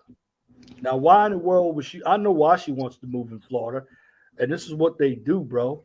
All of the stuff, the problems that they cause, well, they move away from their problems, but in actuality, they bring their problems with them and infect the other state. You know, they don't have a state tax in Florida. They don't. Right. Here, you want to hear some really stupid shit? Here's some more stuff. 250 million for an invasive species elimination program that would target at a minimum cheatgrass, Venetia Dubai, Medusa head, something bluegrass, Japanese brome, rat tail fescue, Japanese honeysuckle. So basically, their $250 million is going for a study on invasive species to study weeds. 50 million to fund studies or pilot projects to test the feasibility of road usage fee, as also known as an additional per mile tax. Wow. $50 million for 10 centers of excellence for resilience and adaptation that will study how climate change and extreme weather affect infrastructure and how decisions about transportation affect economically disadvantaged rural and predominantly minority communities. Hey, going to that math stuff, my boy GK says down there where they are. Now, GK lives in North Carolina. He says he saw some people out there jogging in 95-degree weather with masks on. How in the world are you going to be? I can't do that. I can't do that. I can't do that at all. That's crazy. It's insane. And then my boy Lemon Pepper says he saw a dude in the gym in the sauna with a mask on. So you in a sauna with a mask on? Hey, an unspecified amount of funding is going to explore every opportunity to encourage and support the pursuit and retention of women in the trucking industry. That has nothing to do with infrastructure. No shit. $2.5 billion for alternative fueled vehicles and other green energy improvements at public schools. $5 billion for alternative fueled school buses. And they passed that. Did they? The adoption of a Digital Equity Act that aims to provide the activities that are necessary to ensure that all individuals in the U.S. have access to and the use of affordable information and communication technologies such as internet-enabled devices that meet the needs of the user, digital literacy training, quality technical support, and basic awareness of measures to ensure online privacy and cybersecurity. And they passed that. Yeah. Now, I mean, $50 million for the Central Utah Project Communication Completion Account, just in case you were wondering why Senator Mitt Romney continues to support this bill. Oh. $1 billion for the Appalachian Regional Commission was just so happens to be co-led by Senator Joe Manchin's wife. $75 million for the Denali Commission, thanks to Alaskan Senator Lisa Murkowski. Now I'm gonna tell you why they actually got some of this stuff up here with this infrastructure bill. And it sounds crazy. Let me share something with you because I studied this in college. When we deal with that infrastructure, I know where you were coming from with the. Let me see if I can find it. Here we go, right here.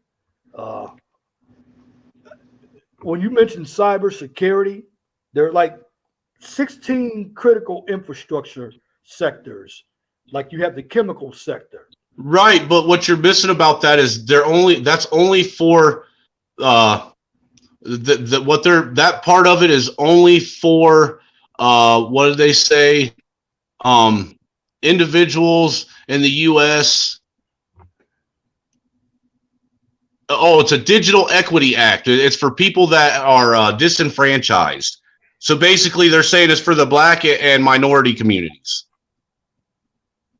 Well, I don't see what that's going to do anyway, because it's always going to be hood. Okay, it's always going to be hood. Now, a lot of people are saying that also tied to that Digital Equity Act is where they're coming in with the government's going to try and monitor and police and actually limit and regulate your internet and online activity with it. Government. So basically, the whole bill is a sham. It's all about control. That's all it is. How come we know that and nobody else knows it? Because again, when we deal with infrastructure, they don't. It's funny that they talk about it. They don't mention, like I was presenting you, critical infrastructure, because everything that you see up here, it's all critical infrastructure. And when you mention cybersecurity, you're actually going into the infrastructure, and this is where you'll find cybersecurity. This is all under Homeland Security, but in the end, they're not even talking about that. They're just talking about. Well, if I can find it, they actually got security listed in there too. Hold on, let me find this tab. Because, see, I got an actual complete list of all the things that comes right from the White House, but it's like a fucking 30-page long list of all the crazy shit that's in it.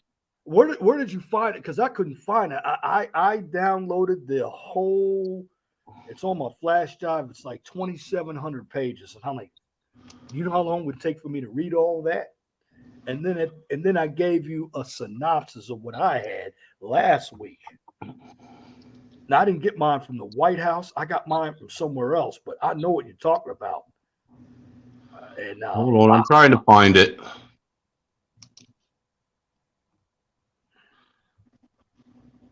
Nope, that ain't it. Let me see if I got it in this one. No, I'm not saying I'm not now. If you're a lobbyist or something, okay, I would say this: go get the money up right if you're a lobbyist. But you know, you have individuals out there that aren't lobbyists. Like us, we're not lobbyists. You know who's going to make all the money off of this? The lobbyists are going to make all the money off of this. Yeah. And guess who's going to be paying for it? And you know taxes are going to go up. And this is what people aren't thinking about. Well, see, that's where you get into where they're trying, where earlier where I said the proposed finance sources for the new investment. That's how they're trying to sell it to the American public and tell the American public that their taxes aren't going to go up on it. Is they're going to try and basically they're telling the American public that they're going to try and pay Peter or rob Peter to pay Paul, you know, and what they're going to do is, you know, they still got like, what is it? A little over $1 trillion of that CARES Act stimulus money that they're sitting on that never got spent. Well, you know, we already know that taxes are going to go up. Oh yeah, absolutely. And they're going to go. I mean, I don't know what the top marginal rate is, but I know it's going to go back up to 39.6. Now that's for federal. Now, if you go to California, their state tax is like, depending on what it could be where you live, 14%. I mean, individuals are going to pay a hell of a lot of taxes. And these so-called millionaire politicians, now it's funny about the politicians. They come in, they make 6 figures, and they leave making 7 figures or more. Right. You know, and that's another thing, you know, is a lot of people fail to realize and don't pay attention to. You know, how is it that all these politicians, when they get out of office, they're millionaires? You know, they only make their salary for, I think the yearly salary for someone that's in the House is what, 170 some thousand a year, and like the Senate's I think the Senate's like 220 some thousand a year. Yeah, I know but and they're full time. Now, you know, right. In some states, and I don't know how it is here in our state of Indiana, but I know when I lived in Pennsylvania, their politicians were full time. I think ours are part time. You know, so my question is even at that kind of money, you know, we see the kind of houses that they have in their home states that they live in.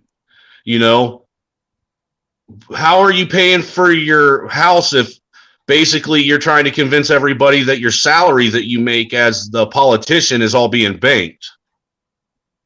Yeah. Yeah.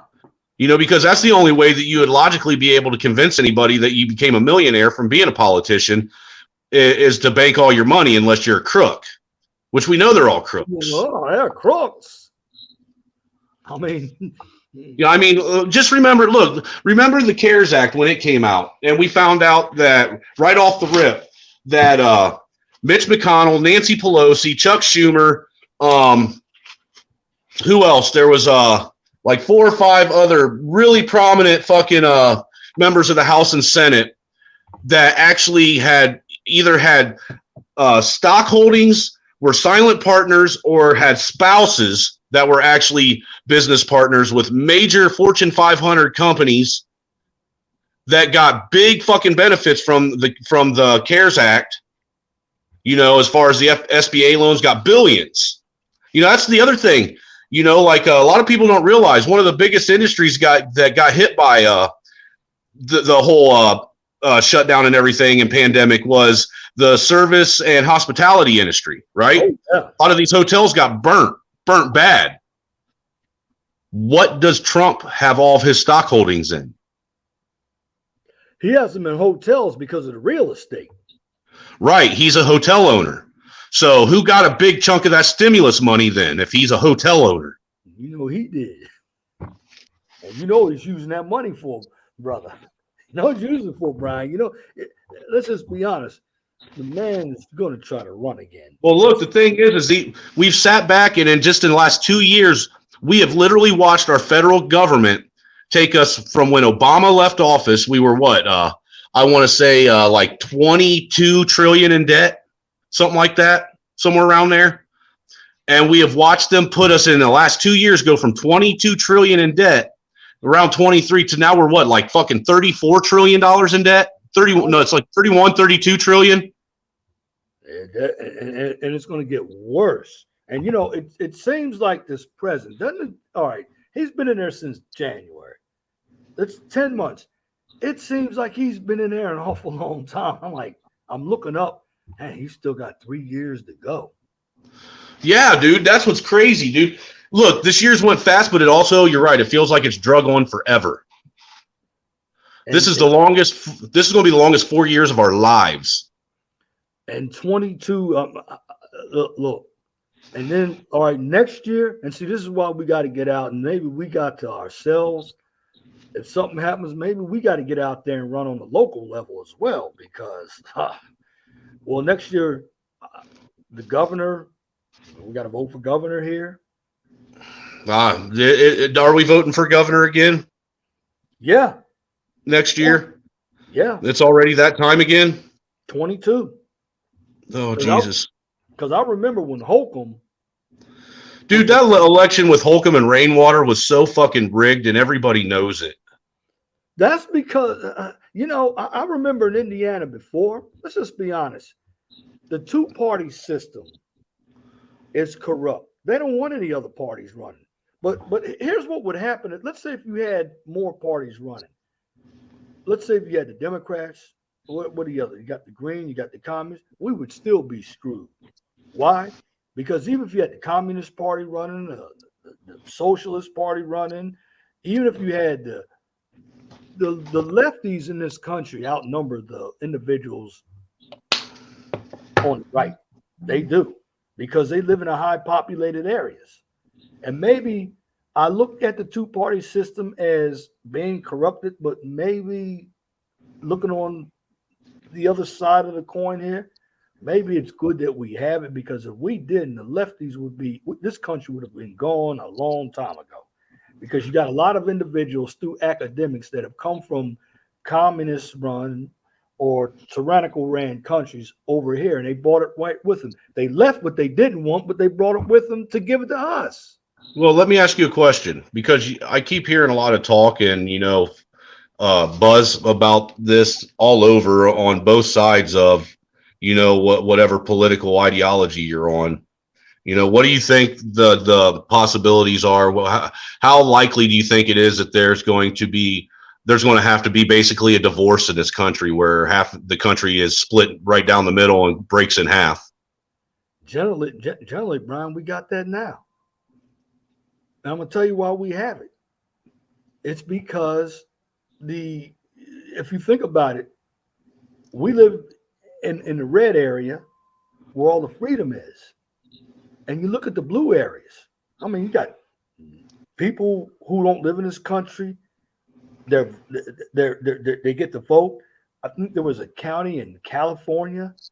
They're making them all wear masks. Those individuals, but you know what? Let them stay there, brother. They voted for that shit. Well, you know, I keep hearing people. I got a couple buddies that live in New York, and they keep hearing from, you know, the higher ups around there that they're talking about trying to do another big lockdown on us between Thanksgiving and Christmas. It's come down. It's all about power, and regardless on which side of the political spectrum you're on, we're going to have to go and fight the government. Look, I don't care. It seems that way. I don't care if you're left or you're right.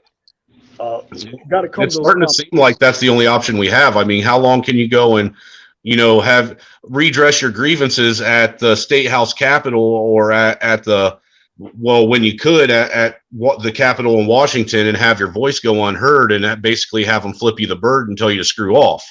How long are we supposed to go with having our letters and phone calls go unaddressed and unmentioned and nobody giving a shit about what the people want? Because the truth of the matter is there needs to be a reckoning that needs to be had where these politicians are reminded that they are supposed to be representative of the people, not representative of their own ideas and their own, whatever they want to do. They're supposed to be representing what the people think is best for this country, not what they think is best for the people. I got an idea what we can do, brother. Maybe we need to come on our streams and we need to start teaching people some civics because they don't know civics. Okay. I agree. I can go out there and ask somebody, well, who is your mayor? How many people know who their mayor is? How many of them know? I mean, you got to start off with the local. You got people that don't know who their school board is. When you go and vote, there's also other items that they put on the ballot initiatives that could take effect. And if you don't know what you're voting for, you could be giving someone power that doesn't need power. You got to vote for it. And I think a lot of people forget that the mayor even only has so much power in each city. Really, the person with the most power in the city is the city's commissioner. Yeah. The mayor basically he's supposed to be head of your city council and he's supposed to be the highest ranking authority in the police department. He's the one that hires your police officers. And he's the one that also does the budgets. He's like your CEO because America's a corporation, president, right, vice president. So he is the highest law enforcement officer in his city. Just like the governor, he is the highest law enforcement officer of the state, and then your president of the United States is the highest law enforcement officer in the country. It's all a parliamentary style system that we have here. Like over in America, they got the House of Lords, the House of Commons, and the Prime Minister. We're set up just like that. In fact, where we got our style of government from? Nobody really wants to understand it. We got it from Italy. We are a democratic republic. We're not right. Our style of government is like it's a mixture of the old Roman democracy mixed with your what is it, your Great Britain's parliament, right? And then they also have a little bit of the Iroquois nations, the way they did their government mixed in with the two. Because from what I understand in my research, that it was basically the foundation was the Roman, the Roman Senate was the foundation that started it, and then they mixed in the Magna Carta from England's government, because a lot of our constitution and framework is based on the Magna Carta, and then they used the Iroquois papers from the Iroquois Nation also in there as far as it came to human rights and shit. So, and this is what we got to teach individuals, and this is why. Okay, I'm sure you don't either. I don't have a problem coming up here teaching individuals about how this country works. If you're going to make money, you need to. No, absolutely not. I wanted, actually, after I got my GED, I was going to go to school to get a political science degree and then get an education degree. That way I could go back and start teaching history and civics to kids. But at this point, what's the fucking point? Because they ain't going to let you actually teach the shit the way it needs to be taught. No, but we need to come on our panels. I don't have a problem. This is what's wrong with the manosphere. They like to come in now. What I gave you, and yeah, I still got other rules to go by. I finished all the smash and dash rules. What we need to do is really teach individuals. If you want to make money, you got to understand the laws too. Just because you make a lot of money, you got to understand how the tax code works. A lot of people don't understand how the tax code works. Well, look, you can already tell nobody wants to hear about this shit because you only got 3 people watching now. Once we went over to this shit. Well, you know what? This is. But this is the important stuff. This is why this country's failing, is because people don't know these things. Right. And and unfortunately, it's the things that are undesirable and aren't fun to watch that are the things that we need to know and should be watching. But I believe, I'm gonna start doing this more with my channel. I mean, okay, I can sit up here and talk about women, and that I'm sure that gets boring to you. I mean, what matters to me is I live in. If you want, Brother Leon, me and you could always just get together and maybe a few times a week do some pre-recorded lessons together. Yeah, and then we could just drop them both. We could both drop them on our channels. That way people can watch them on their free time. That's a good idea, because like next week I'm going to do a either blog talk or pre-recorded, because I do think that's the best thing. One thing I realized about being here is that a number of individuals, and I have to give it to Ramel again. Dude, Ramel's he's been hitting it hard, dude, and he's been coming with some serious facts. But you know what? A lot of us didn't say, but a lot of people up here, they love the entertainment. They'll never make money. And then another thing, and I know, look, my channel is not monetized. It'll never be monetized. Neither will mine. I had to go appeal just to get a video back from 10 months ago, because they said I gave misinformation when I talked about the JAB and us being guinea pigs from it. And I said, no, this is where I got my information from. They finally reinstated it, but I'm not giving misinformation. Dude, that's why my old channel got shut down. Was talking about that slap. Because you gave up, you gave out the facts, and individuals don't want to deal with the facts. Dude, and the facts came right off of the CDC and the FDA and the WHO's websites. Everything that I used came right off of their websites. That's exactly where I got my stuff from too. And I put and I said, if you look at the bottom of all of my videos, I always put a link or links down there. They were just too lazy to go in there and click on the links. And I don't understand how, when you're literally using the 3 organizations that are said that are allowed to be used for information, how you can get struck for misinformation. Well, it's simple, because the individuals who are working at YouTube don't look at the information. They just look at something. They're deleting videos based off of their own feelings. Okay. They feel a certain way. And one thing that I really, really don't like in this country is the fact that truth, and I'm sorry, truth, brother, it burns sometimes. It does. It does. But you got to put the truth out there, because if you don't put the truth out there, well, how many people want to be lied to? It's like YouTube is already messed up. Okay. You know how I know it's messed up? Because, okay, in my stream, it's still showing that I got one person waiting, no likes and dislikes. I mean, they're already messed up. Right. Well, I see it keeps bouncing between like 3 and 5. It says that you got 23 thumbs up so far. Yeah. On my end.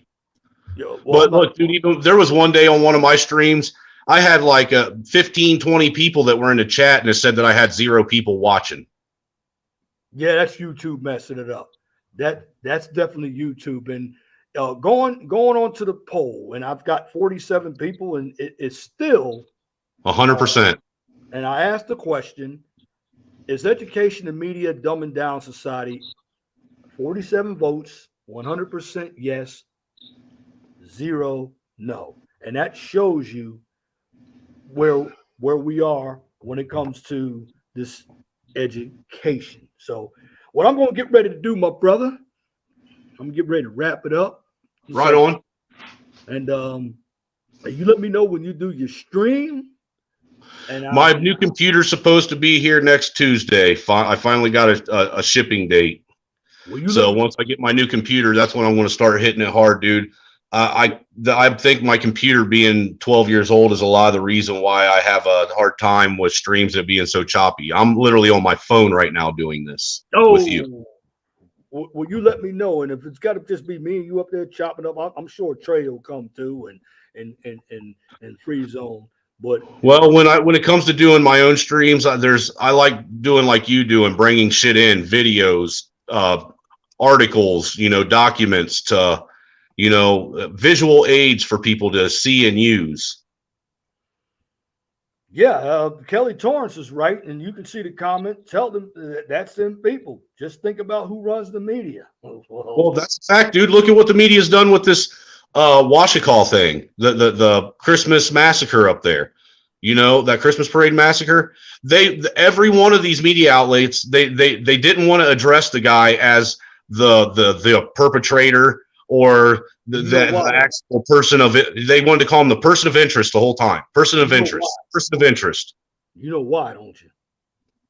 Well, duh. The same reason why nobody from the manosphere that claims to be against pedophiles and all this other shit wants to touch this. Not a single one of them has spoke on that Waukesha fucking Christmas parade massacre. Not one. And that is now we have but all of them had all kinds of shit to say about Kyle Rittenhouse. Yeah. Man, they need to throw this guy under the jail, not deport him. Throw this guy under the jail. Nah, man, they need to let this is one of them situations where they need to let mob mentality and fucking the court of public opinion have their way with him. That's what they need to do. Here's the problem, though. The court of public opinion agrees with him, brother. Only about half of them. The other half will have him lynched. Well, that's if he crosses. Where is he in? He's in Wisconsin right now. Look, that's the type of motherfucker that you take him and you tie him to the back of a pickup truck's, a trailer hitch and just driving him down a fucking gravel road at 50 miles an hour and let his skin peel off. Well, maybe he needs to come across 2 states to take him down to DeMont, Indiana, or someplace like that. Because we know there's some places. There's some there's some nice areas that have some pretty deep caves here in Indiana where you can take a man and torture him for a week going in and nobody will ever find him. I work for DNR and I've seen some of them too down when you go to the southern part of the state. Yeah, if you go down there to Hoosier National Forest, man, there's all kinds of places where you can go down there and hide out for a while and never be found. Never. I mean, but see, let's Indiana, Wisconsin, okay, blue, red. Look, right, and Wisconsin doesn't even have a death penalty. That dude's looking at fucking 6 first-degree fucking homicide. Counts. He's got a rap sheet. While we're on it, might as well talk about it. He's got a rap sheet of 32 pages. How? Right. 32 now, pages. And see, that's what I was getting at too. If you really want my opinion, it's the fucking criminal justice system's fault in Wisconsin that it happened just as much as it is his, because the dude should have never been let out of jail to begin with. Kelly Torrance says they need to bring all of them nasty pigs to the hood. Trust that. No, what would happen if they brought him to the hood is they just idolize him like they do fucking R. Kelly. Yeah. And that's the sad truth about it.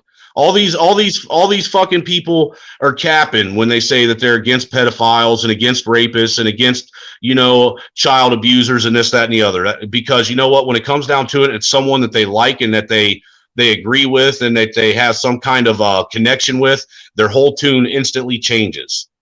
They would rather fucking rip on some dude for reading some fucking comments off the internet about the shit than actually go after someone who actually is doing the shit. Absolutely, and that's a problem. And I'm not even bringing race in it, because if it was a white guy that did the same thing, I'd expect the same thing. I mean, like I said, going back over these 2 trials here, many individuals out there, and this is what the media does. The media knows how to get individuals into their feelings. And when that happens, this is when individuals basically lose out because they're not thinking basically critically. And that's the problem with a number of these individuals, particularly here in the manosphere. They're not picking up the books. Yes, they tell us, "Oh, I'm not dating single mothers," and you are. All they're doing is regurgitating someone else's ideals. Yeah, and a number of them, all that stuff they talk about, voice walkers. A number of these guys want to be stepdaddies. I'm not. Listen, there's one thing that I'm not going to. Hey, dude, they want to be stepdaddies and not take care of their own kids. Yeah, and community. Where's the community? No such thing. It's the hood. Let's just be honest. And Look, dude, the truth of the matter is that it looks like the community's eating itself from the inside out. It's going to continue to eat itself from the inside out. Look, Chicago. Just like the manosphere slowly eroding. Ever since that whole ordeal with me, we've watched the manosphere slowly start eroding. That's a good point. That's a good point. That's a good point.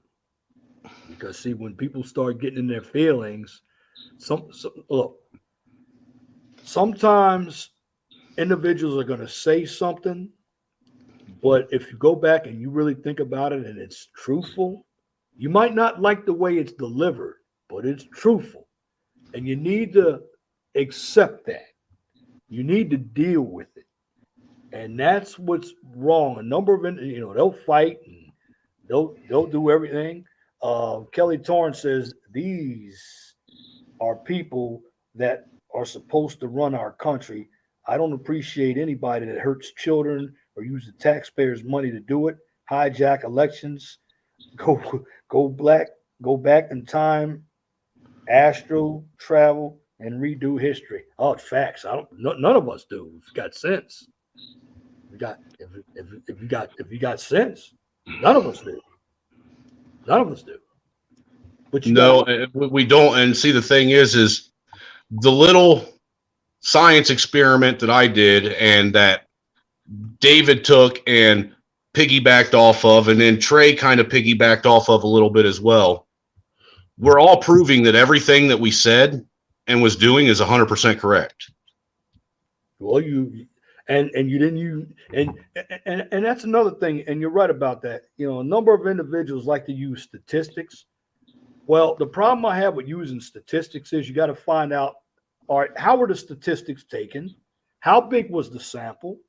How old are the statistics? And do you see a trend in the statistics? And you have to understand that statistics can be flawed. Statistics are not finite. In other words, if you have a decimal in because a lot of these statistics, there's decimals out there. If I have a 0.7, well, in order for that to stop repeating, you got to round it up, because it's 5 or better, or you got to round down. And this is what individuals don't understand about numbers. Go ahead, bro. No, I was going to say you're 100% right. With these statistics, most of the studies that they come from, the studies are even flawed and biased. I mean, let's take, for instance, when they decided they wanted to do the study on the effects of marijuana on the human brain. When they first started doing the study, they did the study correctly, and the results that came back from the Surgeon General at that time were not the results that neither what's his name, fucking Hoover, who was head of the FBI, and that fucking what's his name, Tricky Dick wanted. Because Tricky Dick is the one that actually was the one pushing the making marijuana a Schedule 1 narcotic. He's the one that wanted it Schedule 1. All right. Now, because the statistics that were coming back wasn't in favor of what they were looking for, it was actually proving that the statistics that originally came back proved that if you would just with regular use of marijuana, not overuse or substantial use like that, just normal regular recreational use, that the use of marijuana actually helped promote cell growth in the human brain. All right, that's the facts of it. That's the studies. Ohio State has in 2001 started a 10-year study where they went back over that over 10 years and proved that to be a fact. Now, how they got the people to believe that it actually burnt your brain up, the whole this is your brain on drugs campaign. How they got to that is what they did is they went into these they went into these fucking labs and they took lab rats, all right? And rather than taking and blowing them hits of marijuana, they took a gas mask and put over their face and they fed them nothing but straight marijuana smoke for 15 to 20 minute increments at a time, multiple times a day, all right? So basically they were breathing in nothing but carbon and marijuana and no oxygen. And what happens when you have a lack of oxygen to the brain? Well, it causes brain cells to die, right? Right. And then you end up dying because you need oxygen to breathe. So basically what they did is in order to take what was supposed to be a 5-year study and condense it down to 6 months, they basically fraudulated the study itself, and they put, like I said, they put gas masks on these rats' faces, basically fed them nothing but smoke to breathe for 15, 20 minutes at a time, starved their brain of oxygen, and then said, oh yeah, this is what happens if you smoke marijuana. It causes brain cells to die. And see, you know it from the specifics, but a lot of these studies really don't use specifics. Now, when I'm out there, okay, as being a civil engineer, before they put a building up, and you're gonna hear some terms. I know the audience might not understand these terms.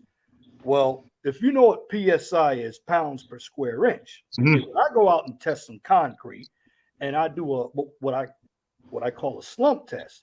I'm doing that slump test to make sure that concrete is strong enough to handle, particularly if you're laying a foundation, is strong enough to handle that load, because loads right. come in, loads. Your furniture's a load, we're loads. You got dead loads. You got live loads, and basically, if you want a good break, because you have to take that specimen into the lab and break it, and you want a shear break. You want a shear break because if the concrete fails, well, you won't have a you're going to lose structural integrity. Yeah. Because basically that's why someone like you, every time, even with a regular house, someone like you has to come out and test the foundation of every building before the building can actually be erected on that foundation. Because you have to know, you as an inspector have to know that foundation is going to be capable of handling the load that the structure that's going to be put on that foundation. Otherwise, it becomes nothing more. If it isn't, it becomes nothing more than a hazard to the rest of the community. And usually a shear break is like a conical break. You want that because the load, because you put rebar under concrete, because right. Concrete is weak without any tension. So when you have that shear break, that means it's an even failure. Well, you want that. If something fails, you want it to be equal, because for the most part, you'll still have the inside while the outside is destroyed. You can build that up a lot better. You don't want your inside of your structure to fail. You want your outside to fail. And usually, and I'm using some civil engineering terms, all structures for the most part are determinate structures. And what I mean by a determinate structure, I'm talking about you have the same amount of moments as unknowns. If you have more moments than unknowns or more unknowns than moments, the structure's already going to fail. And individuals, when they do studies, brother, they know how to blow smoke. Like you just mentioned the rats. So they they took smoke. They didn't take pure marijuana. But now individuals, because you didn't see the type of testing they did, they are going to believe, oh, this is what marijuana does. No, you didn't see the studies. And this is why academics, when they do studies, for the most part, it's all about the theory. You have to go and apply it. And then you have to make sure the application works. And this is why, like you, okay, you're putting a circuit together. Okay, you're gonna have to test that circuit. You got to test Oh, it. absolutely. Because if you don't test that circuit, especially, you know what a power strip is. We all have them. Mhm. Well, too many devices on that power strip. What's going to happen to that power strip? It's going to blow the power strip. It's going to kick the fucking breaker off on it. You overloaded it, and You know, right, and that's the purpose of that power strip from both directions. You know, it's so that, you know, if it overloads coming from the load end, it'll hit the power strip and overload it, or if it overloads because of a surge coming from the other end outside, right, it'll kick it off there instead of blowing up all your shit that you have connected to it. And you know, when you have when you talk about current coming in, I believe it's 0.05 milliamps. That can kill you. A lot of people don't understand that. That can kill you. And if you use what is it? A lot of people don't realize that it isn't the watts that actually kill you when it comes to electricity. It's the amperage that kills you. Yes. People don't know that. You can grab a hold of 220. I've done it before. It'll pulsate like a motherfucker through you, and it hurts like a bitch. But it ain't going to kill you. Now you grab a hold of something that's got like fucking 40, 50 amps pushing through that, and that's going to blow your fucking heart up. Let me tell you some dumb shit I did, right? And you're talking about 220, right? Now, you know, going into a socket, it's 110. Right. So I was trying to clean out, and this is true. I was trying to clean out a toaster, right? Now, you know, sometimes you remember that old toaster you stick down and you can see the like the electric toaster, you can see that. Yeah, I use every now and again. I use ours to light my cigarettes when I can't find my lighter. So you know what I did one time? The toaster was plugged up. I put a knife in that toaster, and that bad boy blew me back. And we talking about. Oh, I bet, dude. I bet. We're talking about 110. Okay. But man. Well, you know, the truth of the matter is 110 will bite you and hurt you a whole lot more than grabbing a hold of 220 or 480. Yeah, well, that's why when 110's usually got more amps in it though than 220 does. 110 does. It does. And this is why when I'm working with people, because I was doing some HVAC over there at Ivy Tech, and I said, "Yo, you better tag that out." I mean, you get individuals out there. You get the individuals out there. If you don't tag that out, and somebody goes and hits that 480. Oh, dude, when I was working at P&G as an electric contractor out there, anything over 25 watts we had to lock out. That's right. And people don't understand that. And just like fiber optics, Kelly told Yeah, I was going to say, obviously Kelly knows about fiber and like data cables. You know, all that shit we had to test with, and make sure that it was all hooked up and running properly before we could say it was a done job. Yeah, because you got look, and this is what individuals don't talk about, and I like to get more into that. Now I'll talk about this. I have to do a live on my other channel because this stuff was from I got another channel just like you do. It's a smaller channel. It's called the Mind of STEM channel, and I get into this. In fact, during the weekend, I got to put some more videos on that. I started talking about this, and I started talking about food poisoning and everything. I created that channel because a number of individuals, let's just be honest, they want to hear that drama, but after a while, that drama is not going to make money unless you run in the drama department. Okay, it's not going to make you any money at all. And we got to talk. So eventually, people are going to get burnt out on it, man. All it is another Real World, your fucking Real Housewives, or fucking, Pregnant at 15 fucking show.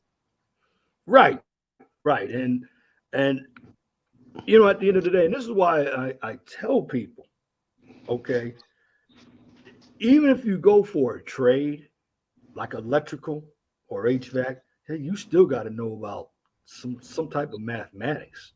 I mean, yeah, you have to at least know algebra.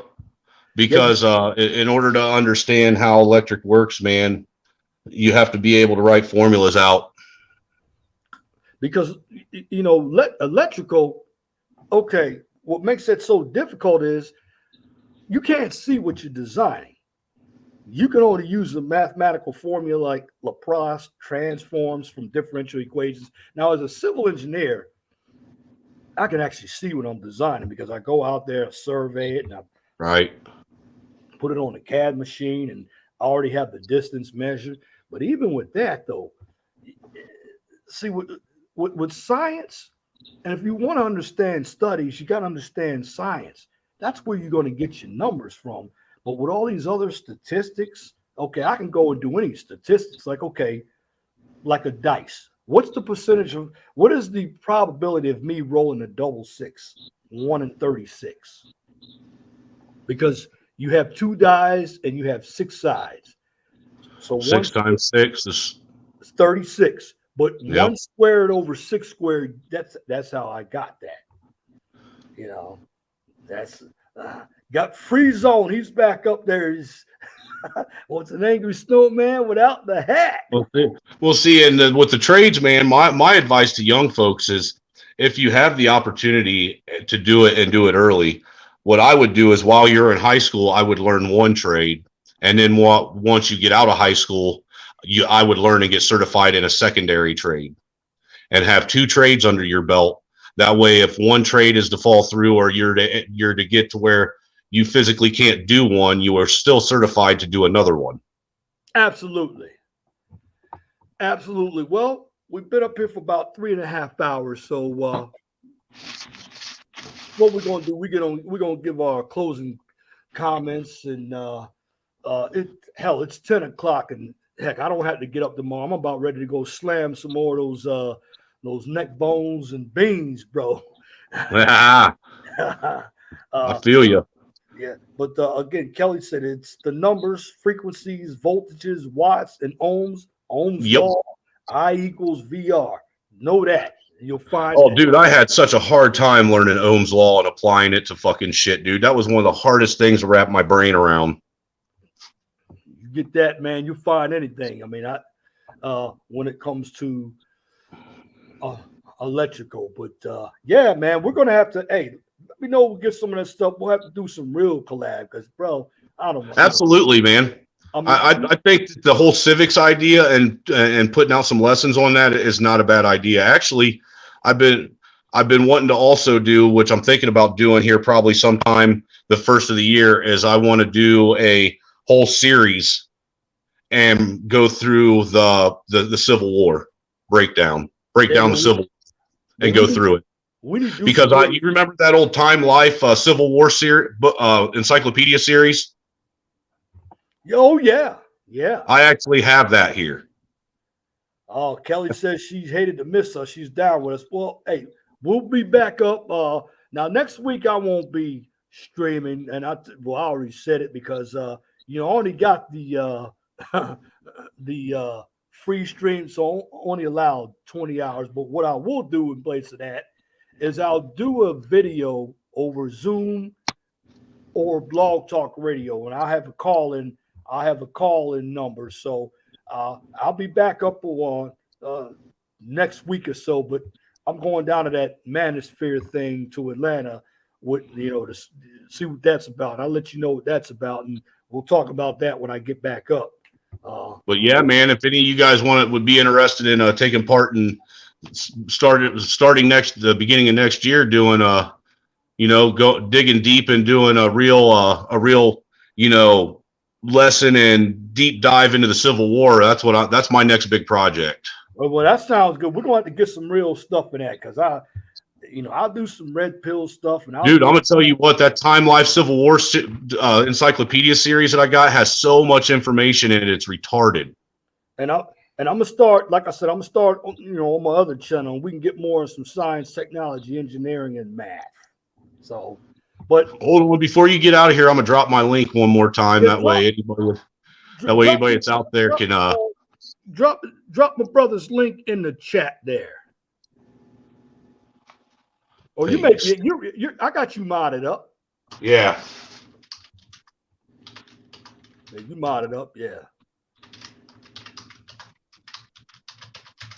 But with that being said, I know you got stuff that you want to go do and you got stuff that you want to go eat and shit like that. Hell yeah. So you got a pretty lady sitting there on the couch waiting for you to cuddle up next to. I'm sure you got one there too, bro, but that's all right. And with that, hey, dude, I appreciate you having me up. I always enjoy the discussions that you have on your platform, man. They're always really insightful and intellectual.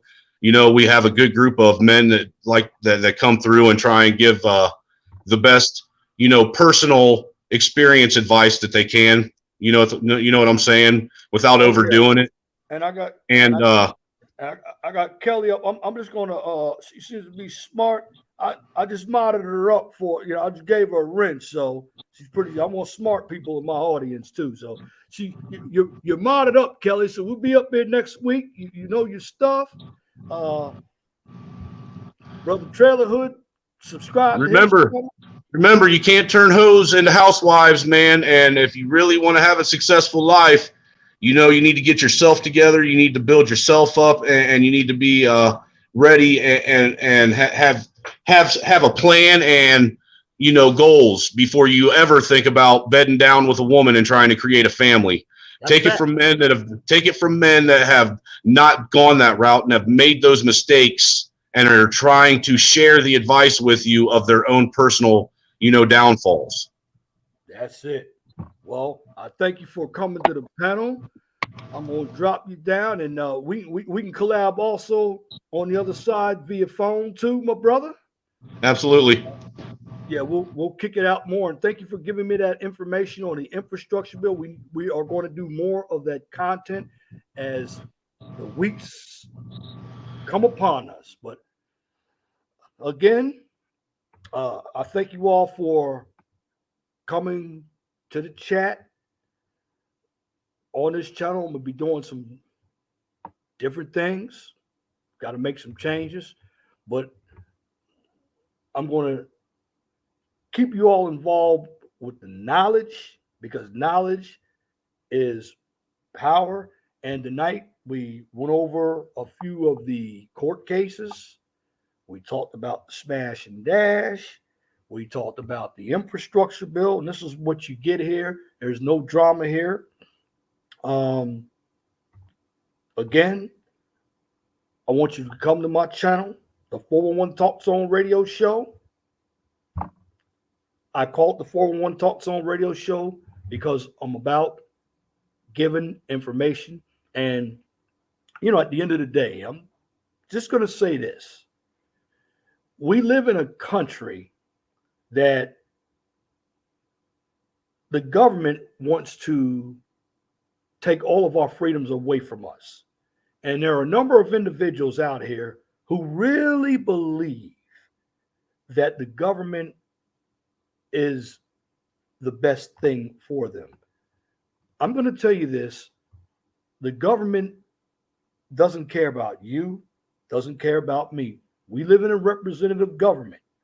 And my job here on the 411 Talk Zone Radio Show is to teach you how government works.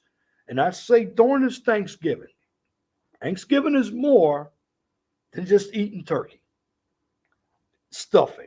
Yeah, the food is good, but you need to give thanks for being alive.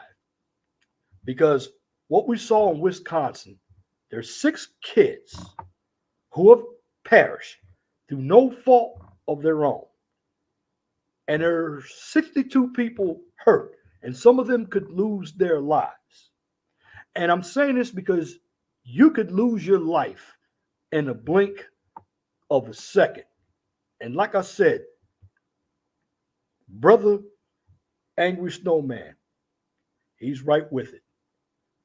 The government is corrupt.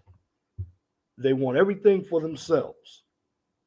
And what me and Brother Angry Snowman are doing, and there are other guys like Trey, SKC, Theo, Nate, it's not about conservatism at all. No, I hear that word flying around. We use the word conservatism for the moral part. but we also use it for being fiscal. If you're not good with money, you will always go bankrupt. And as a man, I just want to say this. You got to think about your money. Too many men think about women first. And at the end of the day, you're always going to come up a loser. Why? Because a number of you are tricking to get a woman. That's why these so-called 304s or hoes are winning, because they can get guys who are going to be suckers for them with their money. And what's happening is the guys aren't getting the bang for their money.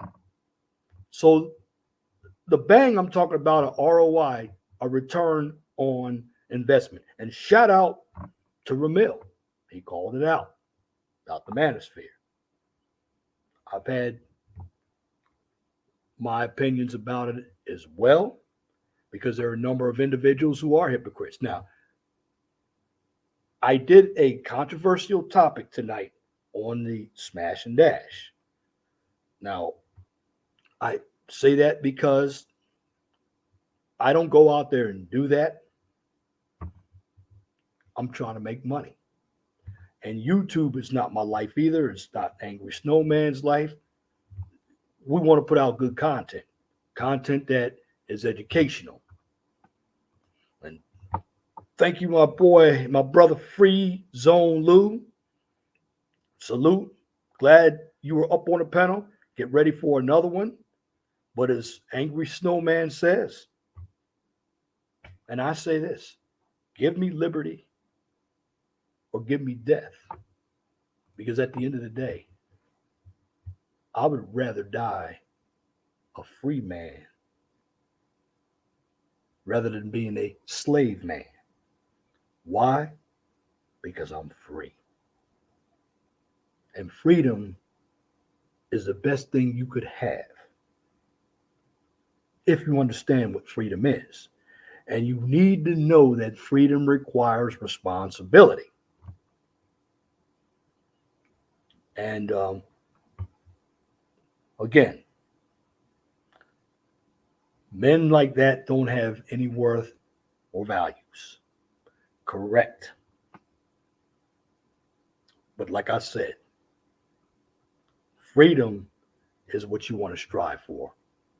And right now, you have too many individuals that are looking the other way because they want to depend on government. But at the end of the day, do you want freedom or do you want tyranny? The choice is yours.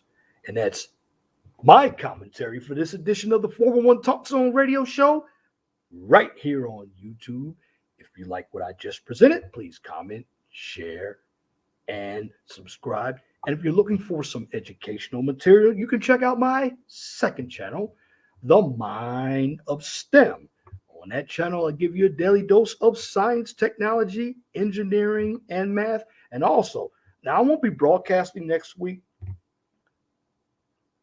with a live stream, but I'm going to either do Blog Talk Radio or I'm going to do a video from Zoom, or I'm going to mix it with Blog Talk Radio. But on the Blog Talk Radio show, you can still do the same thing. The call-in number is 215-383-5785, and I'm going to talk about some of the same material. In fact, on Blog Talk Radio, I can say things that you can't even say on YouTube because I pay for that. Now, even though we pay for some of the services here on YouTube, there's still information that I can't present because they'll call it misinformation and flag your video. Now, if you cannot find me on YouTube or Blog Talk Radio, if you're going to find me on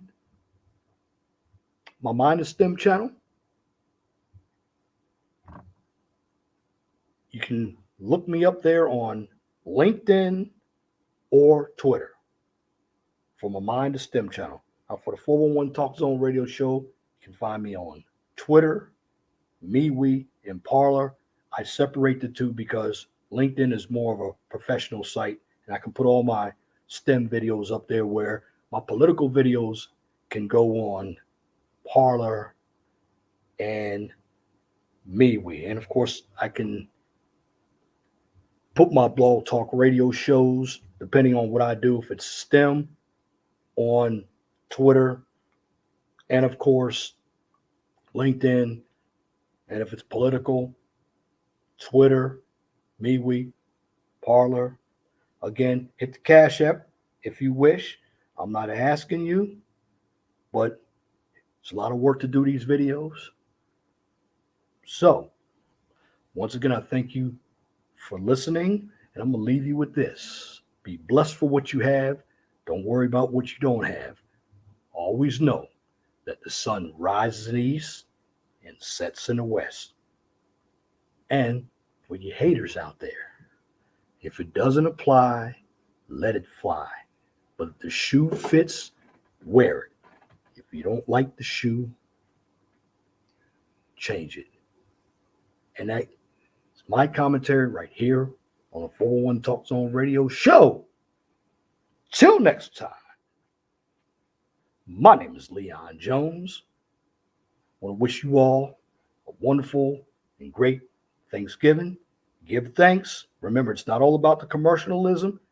It's about being able to live another day. And again, till next time, my name is Leon Jones. I want you all to have a wonderful and blessed evening. God bless you. I'm out.